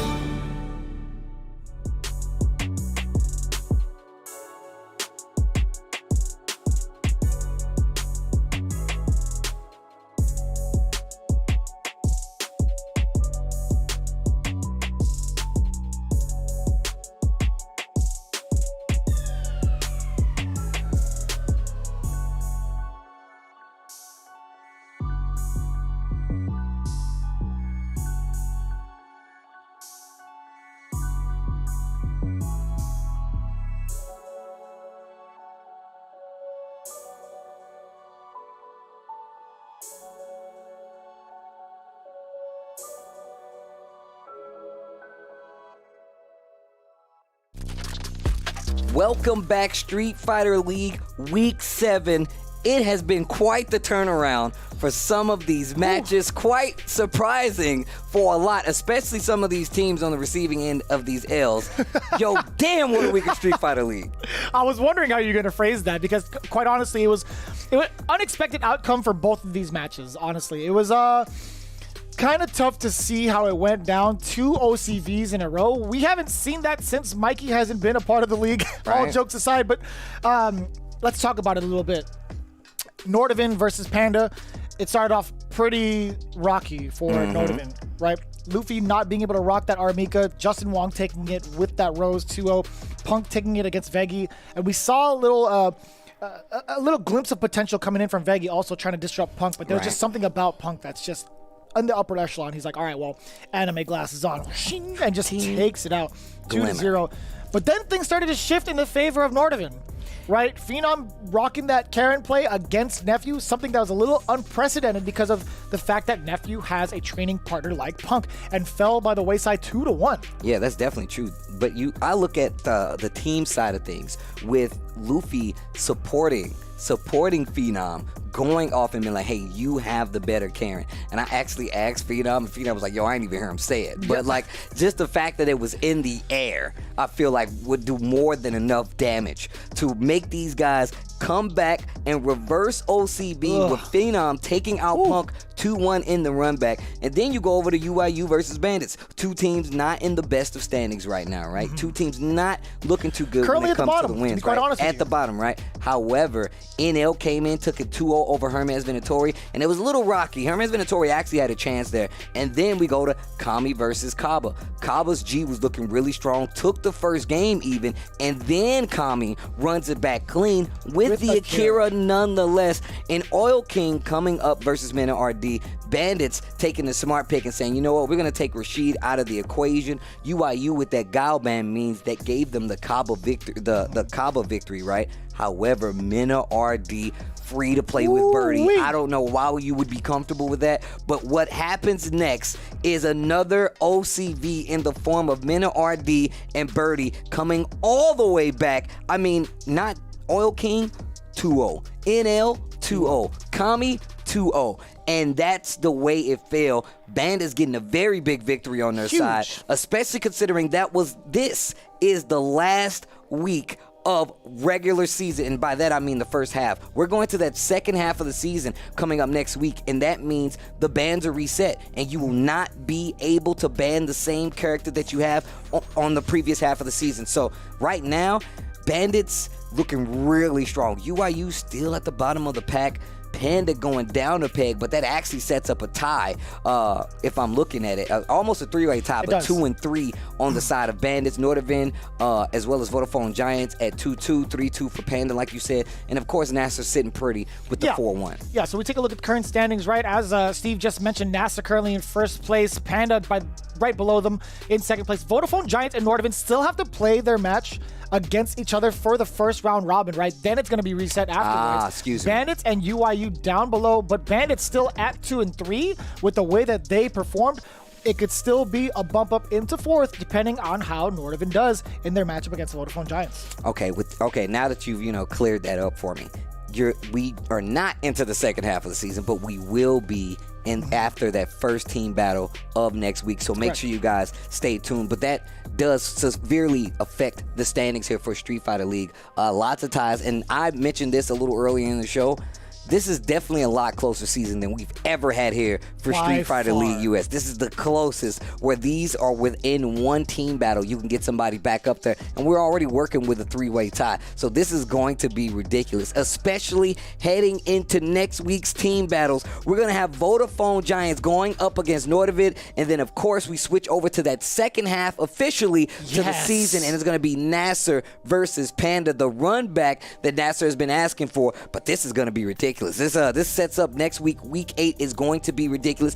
But before we get out of here, we should definitely show some love to Astro, the official headset and Minxep of Street Fighter League Season 4. They've been doing an amazing job. They also have open speaker mics as well as swappable boom mics, and you can get customizable speaker tags. I had some cool little Evo ones for when we did Evo earlier this year. So shout outs to Astro for holding us down not only here but all over the fighting game community. That's right. You can pick yours up now using that Twitch panel below for all the information you need to get ahead of the game with those A40 headsets. Again, big shout outs to Astro and big shout outs to you guys. You are in for a big ride when it comes to Street Fighter League. We're just about done with the halfway point. When it comes to next week, we're going to make that transition. We're going to see how it goes down between Vodafone Giants as well as Nordavind. Then we're going to kick it into high gear with that other matchup, Nasser versus Panda. You guys do not want to miss it because I encourage you all to really pay attention. This is where it really gets grinding when it comes to the bands. It comes to the team format. You got to make sure it all counts because it's really, really close. Yeah, and it's going to count, especially because we're on this last half, that last leg of the season, and you guys want to be there. I don't want to miss your pretty faces. Make sure you join us next week. We continue Street Fighter League.